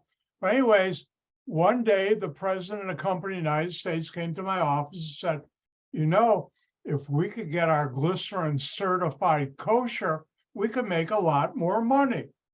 Things that are certified kosher command a higher price than other things that are not. Now, what's kosher? Kosher is the dietary law of the Jewish religion. And if you haven't figured out, I celebrated Passover and still am. You can see the matzah in my kitchen and the matzo balls I ate last week and over the weekend. I'm Jewish. And that's why the president, who knew I was Jewish, because I take off the high holidays when I work there, and they let me, which is nice, and said, could you find out how will we do it? I said, I can tell you right now. I said, what? So one, we can stop buying yellow grease, white grease, pig fat, clean out the whole plant, and from now on, only buy tallow. He said, no, we're going to lose a lot of money that way. I said, the other way is spend about $60–80 million and build a new plant that only uses tallow. What? I said, when you have anything with pigs that comes from a pig in your factory, in any way touching anywhere that anything's being made, it can't be kosher. He said, are you sure? I said, all right, I'll call the Careruth Society, which is one of the, I guess organizations is a good way of putting it, that certify things kosher. They're rabbis who run that. And what is, I called them, they're headquartered in New York, I called them, and I already knew the answer, and I told them who I was and what we make. I told them the president asked me to find out. This is the answer I got, gave him. I let the person know I'm Jewish, so I know dietary laws. They said, no, you're correct. And around that time, there was an interesting story in the Wall Street Journal. At that company, all senior managers got their own copy of the Wall Street Journal to read. Oh, that reminds me of something I got to teach you. And there was an interesting article about how this company in China that made different type of seasonings wanted to get more for their seasonings, so they wanted to be kosher certified. And a rabbi came out there from one of the organizations, and after he inspected the plant, came back to the owner of that plant. Why can't you certify us? Well, I went in the lunchroom and your workers are all eating things made from pork. And the guy said, oh, okay. And the rabbi taught him what he had to do. And I guess he paid his workers a little more and they kept an eye on him. They didn't bring any more pork in there and they got certified. But anyways, just teach you a little something.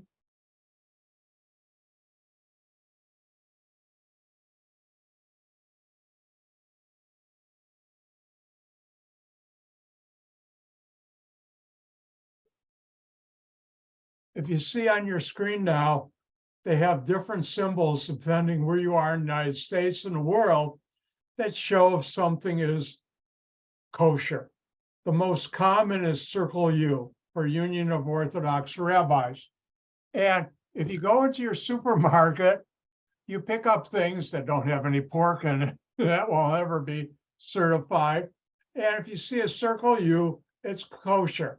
Now, one of the things I personally believe in, a lot of people do who are even not even Jewish, something that's kosher certified is a higher quality than things that are not. And just to show you, it's everywhere.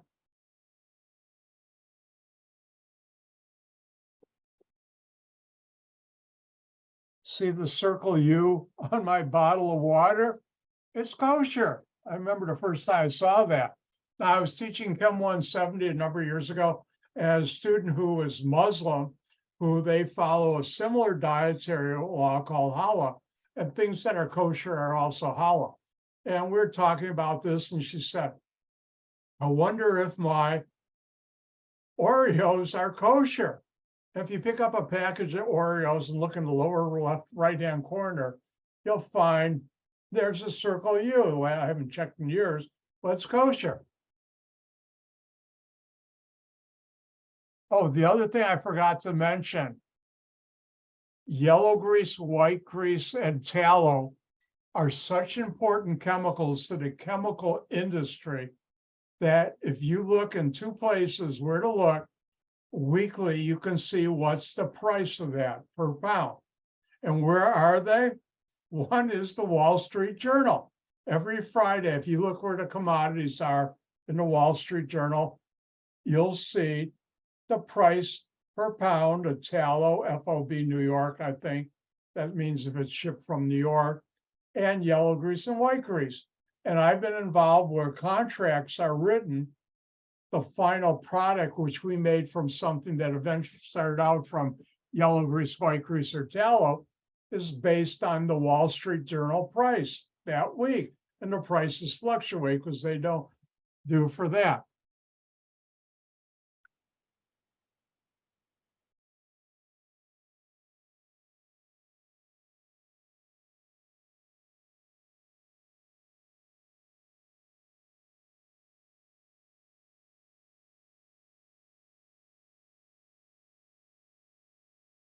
All right, having worked in the industry a lot, how can I give you a feel for what's really going on? And I came up with an idea that was pretty realistic, slightly different from actual, but similar. And this is something you should know.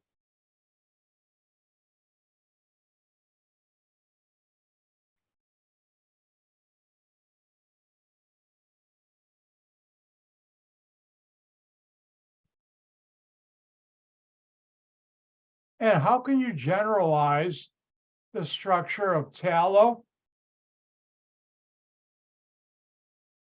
which is beef fat, yellow grease,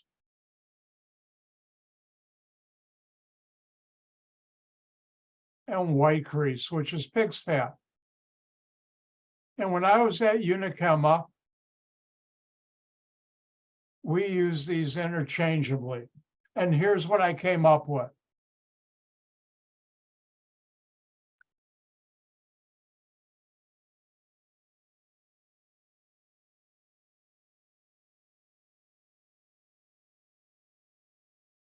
Now, yellow grease, white grease, and tallow are approximately 50% saturated fatty acid, stearic acid, and monounsaturated, mainly oleic.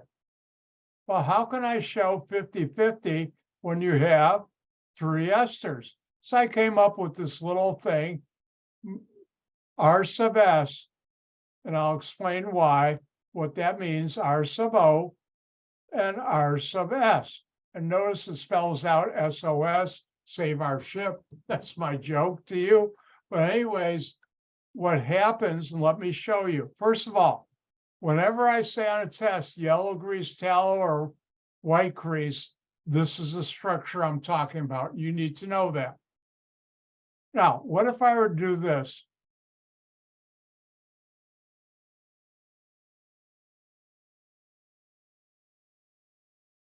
Give the product or products to the following reaction: tallow plus HCl and water. And what do? Well, tallow, you use my, forgot a 2 there, sorry. Approximation.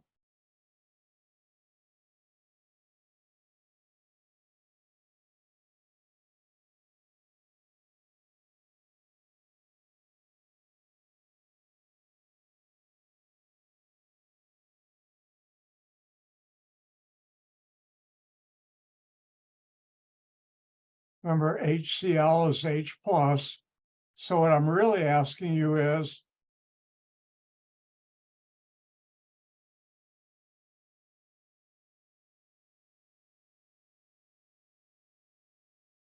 acid hydrolysis of an ester.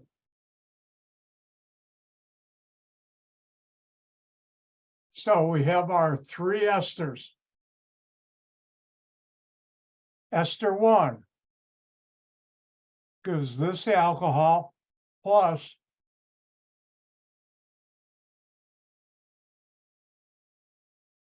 R is sterile, so you make stearic acid. And that's why I use the R sub S. This R sub S is 17 carbons, no double bond, plus the carbonyls, this stearic acid. Ester number 2, you'll get this alcohol. Now what's R? R sub O.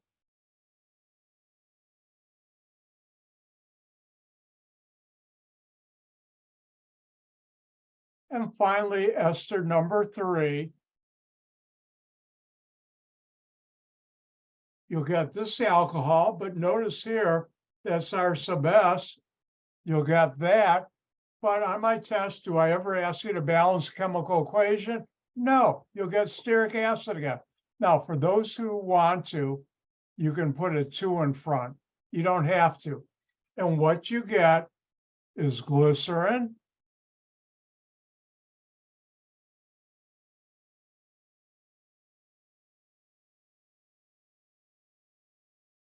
stearic acid, and oleic acid.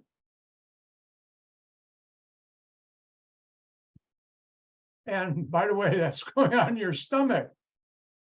So if I were to put yellow grease or white grease here, since I'm using the identical thing, you would get the same thing, glycerin, oleic, and stearic acid.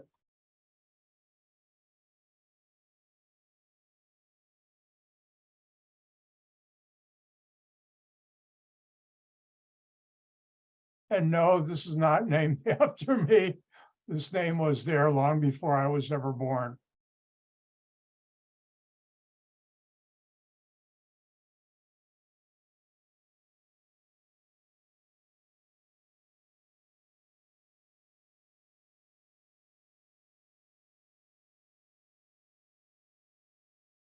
And if I were to ask you on a test, give the organic product or products for this reaction, well, with sodium hydroxide and water, and I'd also tell you there are 3 products overall, what do? Well, this is the structure used for tallow, yellow grease, white grease.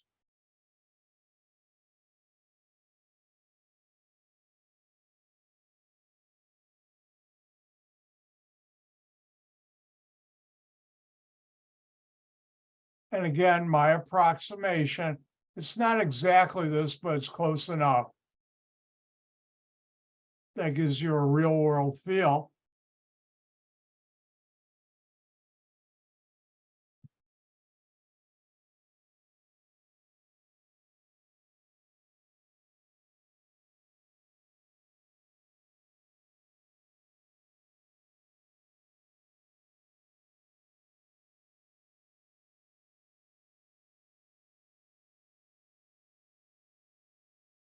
And if you saponify an ester, you'll get back the alcohol you would have used to make that ester, plus the carboxylate anion of the carboxylic acid you would have used to make that ester. So I'm going to let you have some fun because I haven't been sharing today, Bad Dr. White. And what would be the 3 products you would get in that reaction? White grease plus sodium hydroxide and water.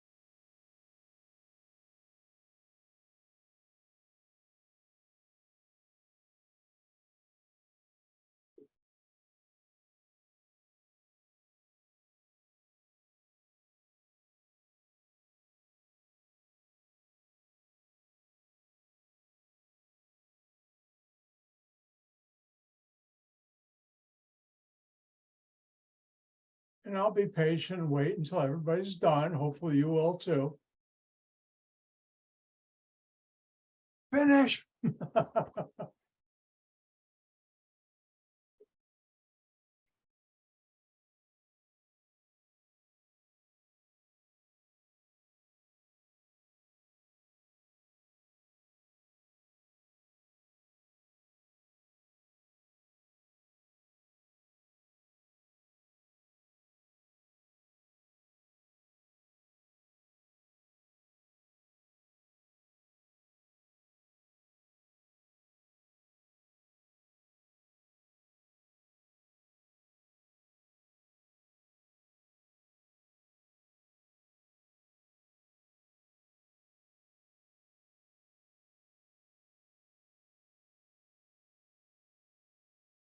All right. And if we look at this, ester number 1, my R group is CH2. I'll get this alcohol. Hold on. I don't want to draw a hydrogen state. That's better. And still bonded to that carbon. And this is my R prime. And I'll get this carboxylate anion.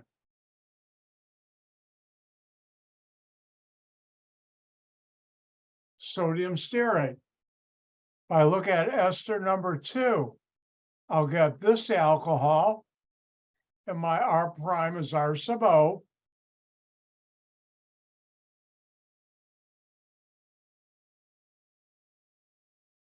And I'll get this carboxylate anion. If I look at the third ester, my R group is this, so I'll get glycerin overall.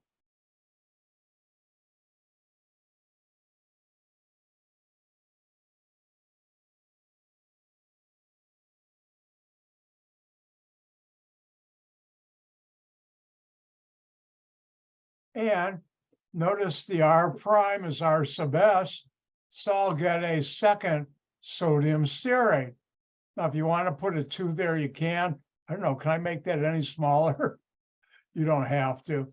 So you get sodium stearate,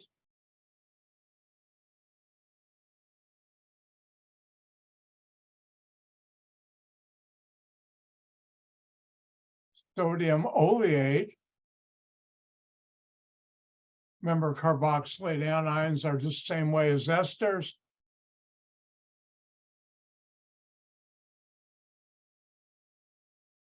And glycerin. And let's do one more.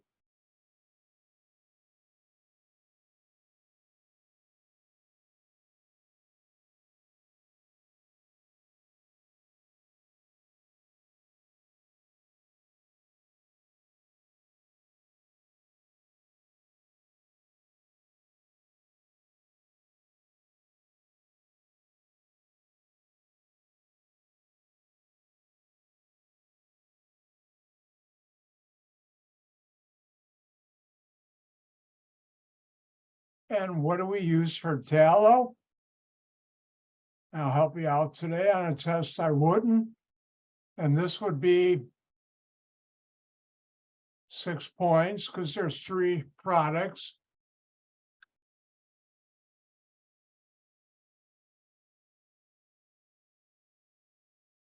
We're talking about different products, not balancing the equation. This, what I'm drawing, you have to memorize.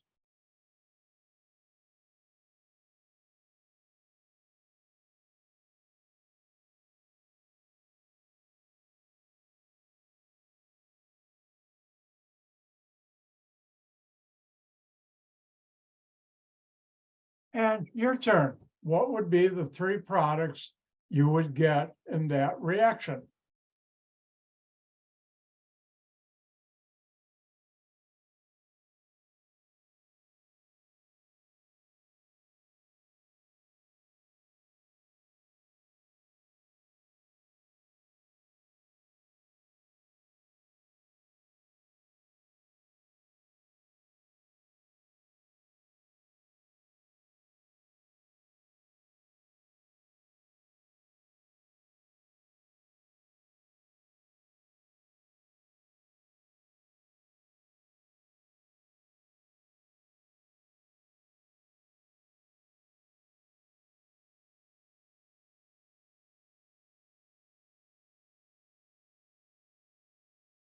And please be patient.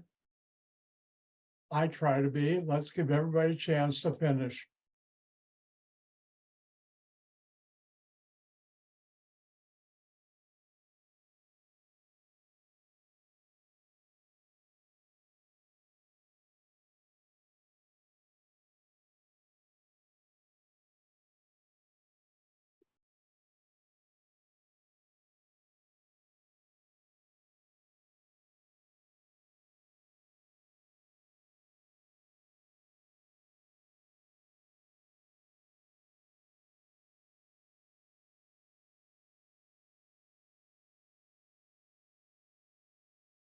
I'm looking like this. I'm looking at my poll to see when everybody said yes, they're done.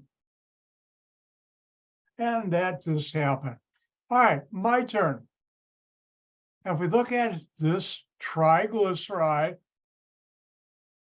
there's ester number 1, ester number 2, ester number 3. And the reaction is here.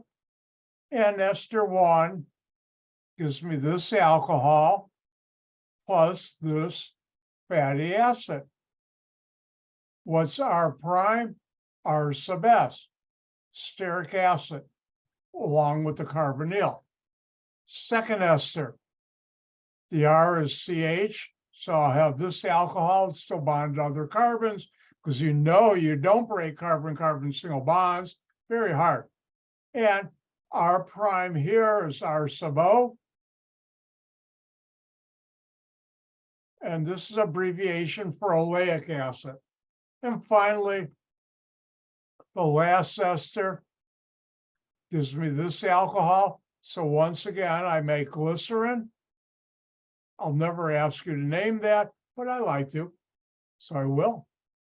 And R prime is R sub S, so we'll make a second one of these. Since I asked, give the organic product or products, you make glycerin, stearic acid, which I'll never ask you to name. You make 2 molecules or moles per this reaction, but I'm just asking the structures of the actual products, and you get oleic acid. And that's what we did at Unichem. And later on, we separated to some products. Some companies would want us not to separate it, and we call that tallow fatty acid, even though a lot of it came from pig's fat and yellow grease, white grease. That reminds me, how many of you have ever heard of company Neutrogena, Procter & Gamble? Well, we sold to them, and part of my job was to go to those companies, tell them about new products that I invented. I came up with 2 new grades of super high purity oleic acid, very low color, almost like water, that was shelf stable, which they bought. And Neutrogena, if you're familiar with their products, their prices are a little higher. Why? Because they, of all the companies I sold to, had some of the highest standards or quality. They purchased raw materials that cost more, their products cost more. Also, they made a good profit. And that's what I did. Now, how many of you have ever heard of hydrogenated or partially hydrogenated fats and oils? If you look on some of the stuff you buy, you'll see that. What are they talking about?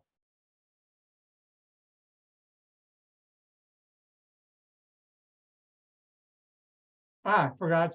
Did I do base already? I think I did. And that's hydrogenation of a fat or oil with hydrogen gas and a catalyst. See, boy, oh, I gotta get to work again.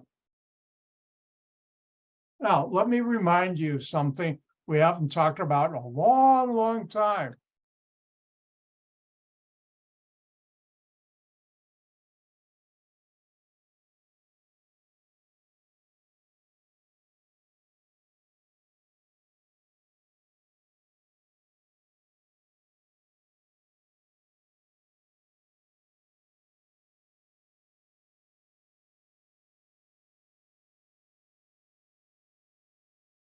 And if you take a double bond carbon-carbon double bond, react with hydrogen and catalyst.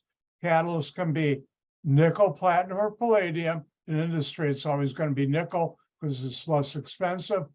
You break the pi bond, and you get a carbon molecule with a carbon-carbon single bond. Now, one thing, let me go back and talk about. If I ask on a test, give the structure of oleic or stearic acid, do not use the shorthand. Show all the carbons like I did before. But in a reaction like this, you can use the shorthand. Okay? If I ask you, it's on the other slide, draw the structure.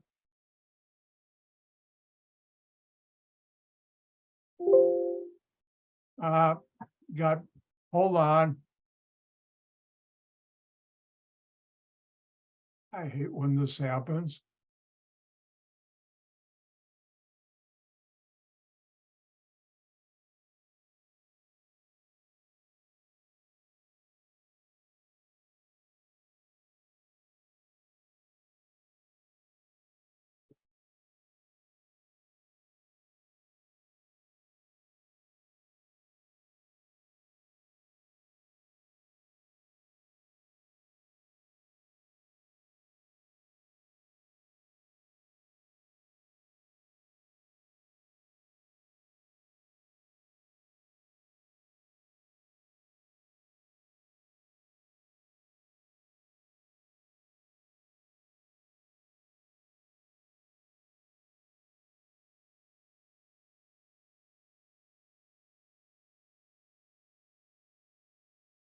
If I ask for the structure of stearic acid, this is what you should draw.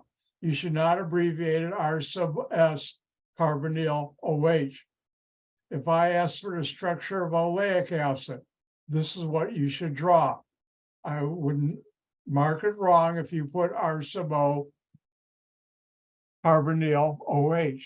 So I just want to make that clear, but certain times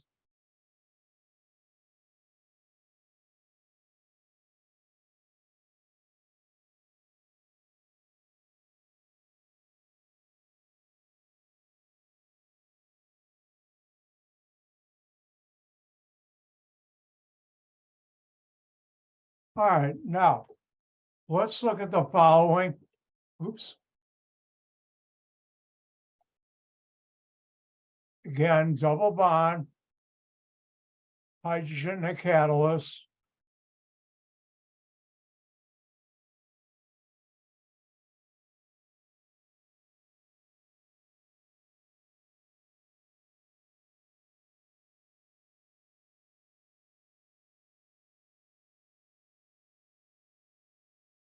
Now, let's look at this one.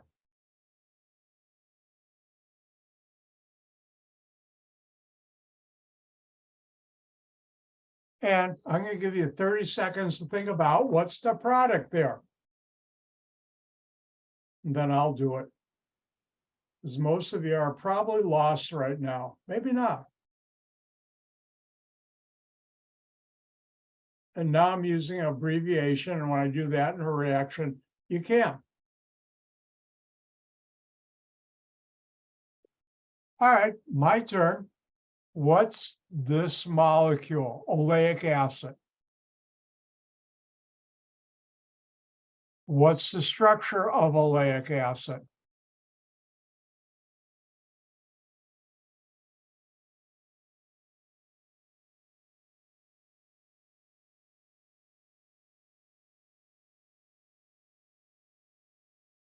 This. And if I react this with hydrogen and nickel, let me tell you, carboxylic acid under these conditions, any catalyst,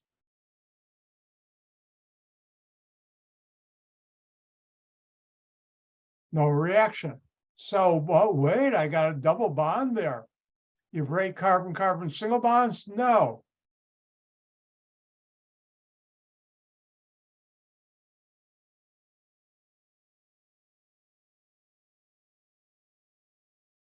but I do break pi bonds between carbons.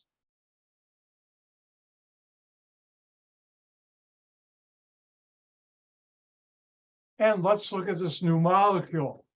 How many carbons does it have? Remember, this is really CH2, and this is CH2. So I have 8, 10, 17, 18. And I could write it this way. 1 plus 16 CH2s plus the carbonyl hydroxyl group. And what is this? Stearic acid.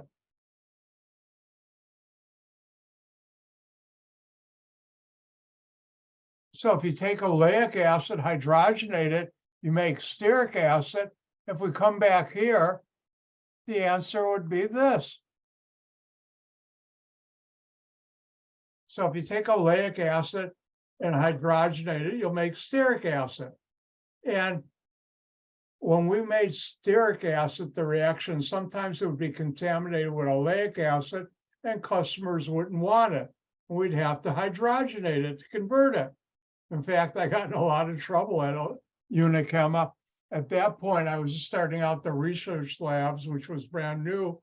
That's one of the reasons they hired me. And I had this one engineer / technician who used to work for me at AXO, who I brought along. I hired him, and working with me and following what I wanted, we were able to improve that reaction. And the research manager in Gouda, who had like about, I don't know, at that time, I think he had like 100 PhD chemists working for him. They hadn't solved that problem. I did. And he got mad. Well, you shouldn't be doing this. That's my job, all my chemists. And the president, who was interesting in Europe, thank you for doing that. And I think he yelled at the R&D manager, vice president in Europe, for how come one guy solve it and you're all 100 can't. But anyways, where does that leave us? Let's look at the following.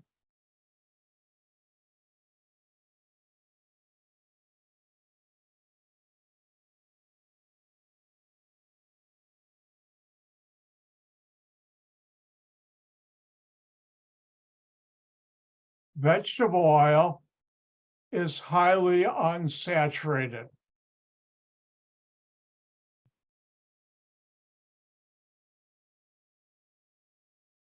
Which means it's got a lot more oleal or SABO than sterile groups on there.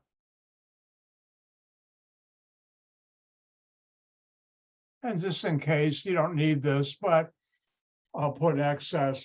You react vegetable oil or olive oil, which you're not going to do, it's more expensive, with hydrogen and nickel. What's the product or products of that reaction?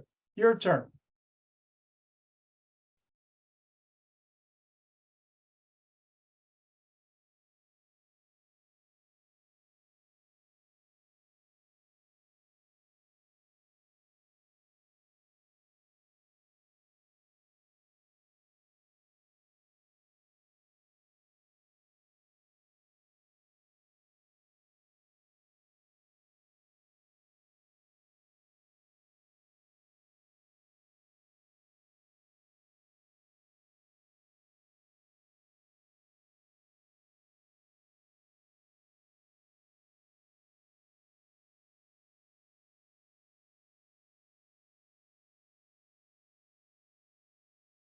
Do something I shouldn't do, but I will.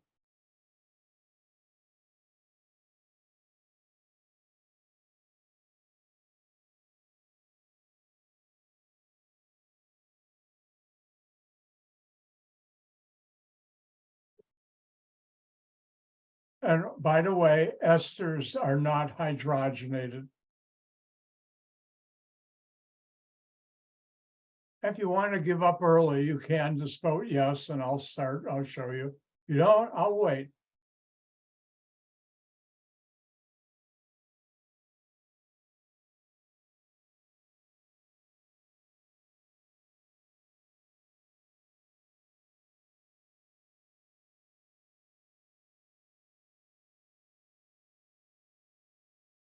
All right. Let's look at this. Esters will not be hydrogenated.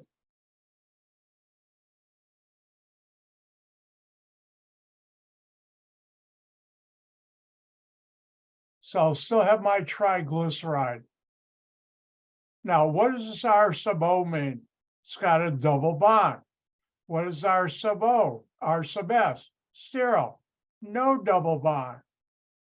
And look up here, when we went from R sub O, hydrogenated it, this oleal group became R sub S. Therefore, the answer here is R sub S. This is not going to be changed. And now you have a hydrogenated fat or oil. Or if you did let it go less time and less hydrogen, maybe only one of those R sub O would be R sub S. But for this one, they all get converted. Now the question is, why do you do that? Well, vegetable oil is cheap, inexpensive. Hydrogenation is not an expensive reaction to run in a chemical plant. So if I take vegetable oil or corn oil, which is highly unsaturated, and I hydrogenate it, the new product will be, instead of a liquid at room temperature, remember an oil is a liquid at room temperature, it'll be like a fat, a solid. And if I put in some coloring, mix it with water, I can sell it as margarine. I can make a lot of money, and they have. I'll kill people because saturated fatty acids are bad for you from the saturated fats, which are hydrogenated, but I can make a lot of money, and they do. Now, years ago when I was at Unichem, they used to have for senior managers, oh, it was so nice. We'd have a get together of senior managers, both research, production, marketing, and sales at this place in upstate New York. It was really nice. Each person had their own, it was like a suite in this cabin there before, like a cabin, but it sure didn't look, on the outside it looked like the cabin. On the inside, it looked like it was a very expensive hotel room. And this getaway in the upper, I forgot where in upper New York State, we go there for a couple of days. We'd have all these meetings, get to meet other people, which you could later connect. If you had a problem or they had a problem, they met you and you can help them, or vice versa. And at night, chemists party hard, especially on company money. We'd have good food and a lot of drinks. Well, a lot of drinks. Anyways, first day of this conference, there are about 200 of us, give or take 20, in this big room, ballroom, where it was starting. And all of a sudden, the owner or the manager comes in. This is before cell phones. Well, now I'm dating myself, but is so-and-so here? Important phone call. And this one guy gets, oh, here I am, and goes and comes back about 10 minutes later. And 5 minutes later, manager comes in, is so-and-so, another phone call. Hey, please. It happened 3 more times. And the VP of this was with Unilever. Unichem was the division of one of the Unilever companies at that point, told this guy in front of the whole group, I don't know what your problem is, but it sounds serious. Why don't you just get a plane and go back to New York and solve it? I found out later what was the guy's problem. Well, he was the manager in charge of the rollout for the first time of the new product for Unilever. I can't believe it's butter, which was made by taking then fats or oil and hydrogenating it, mixing with some coloring, flavorings, and water, and selling it.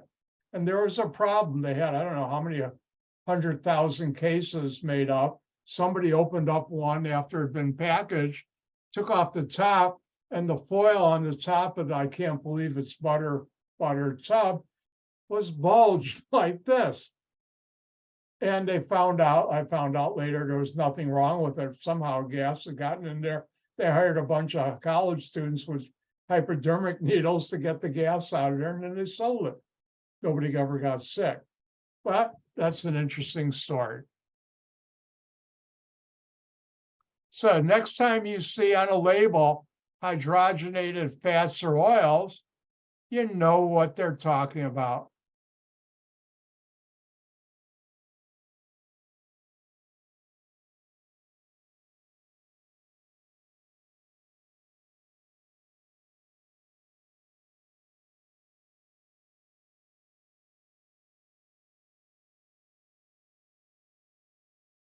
Just have to close something.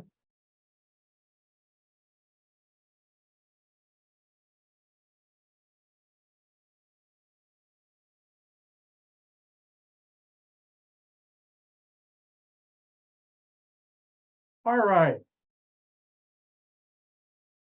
It's time for you people to get clean. What? All right. One of the most important things, hint, I would like you to leave my class, double hint, knowing, triple hint, you should know this, is how does soap work? Soap? Yep, that's organic chemistry too. Remember, I told you it's everywhere. And how does soap work? It uses something called a surface active agent.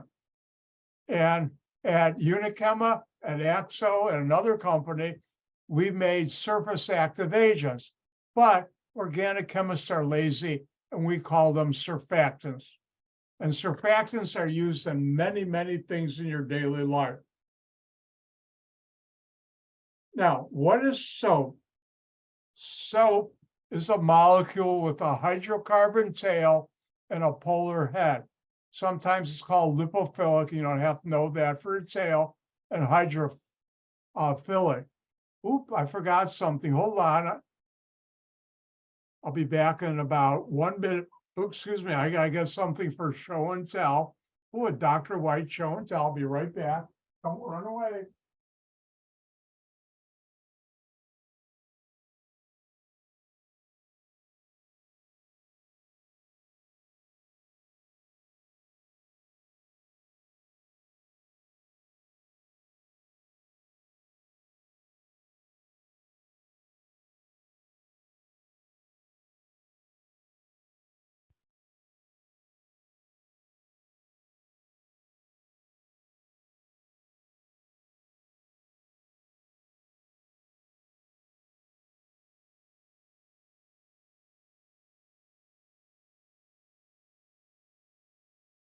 I'm back. It's show and tell time.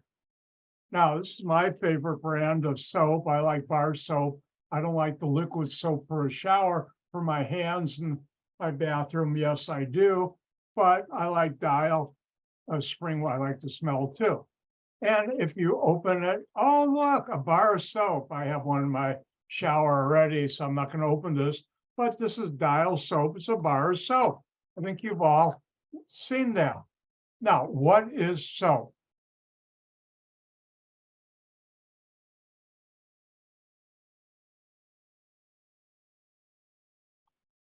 Now, soap is a carboxylate anion of a fatty acid, which means it has a long nonpolar tail. These are CH2s right here. This you should know.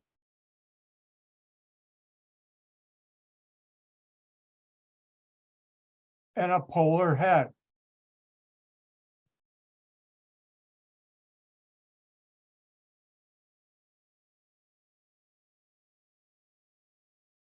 And this is the structure of all soaps, bar soaps. Now, the liquid soaps are similar, but the head is different.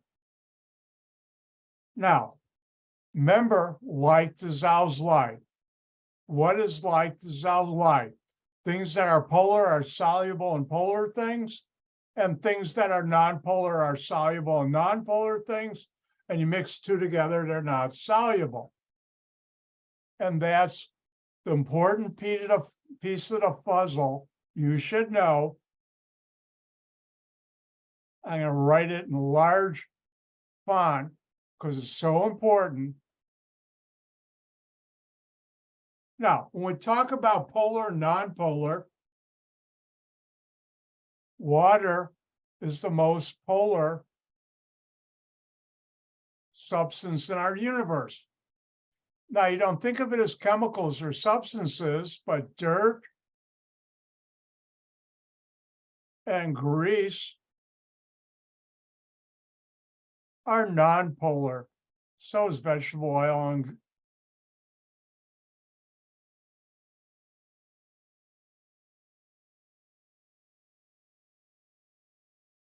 so if you take dirty hands, mine are clean, but pretend they're dirty, and you wash them under water, oh no, they're still dirty. Why? Because water is polar, dirt is nonpolar. Dirt sees the water and says, I'm nonpolar, you're polar. I know light dissolves light. Stay away from me. I'm not going to go with you. But let's look, and this is stuff you should know.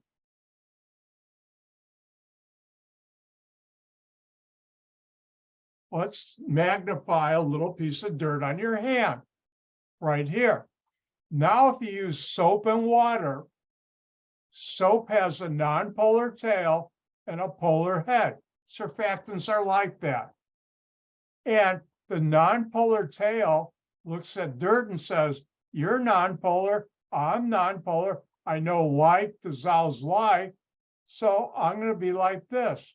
But the polar head says, I want to be as far away from the dirt. But you're using a lot of soap.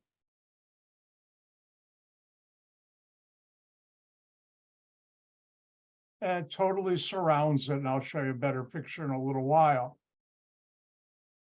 And this is called a micelle. You should know that. And a micelle is the dirt particle surrounded by the soap particles, where the nonpolar heads or polar heads are on the outside and the nonpolar tails are by the dirt. If you notice here, here's from your book, they cut out a piece, but here in the center would be the dirt, and these little lines are the nonpolar tail, and the minus signs on the outside are the polar head, and obviously you have the plus cations. And this is a micelle, and you should know this. And now the water looks at the micelle,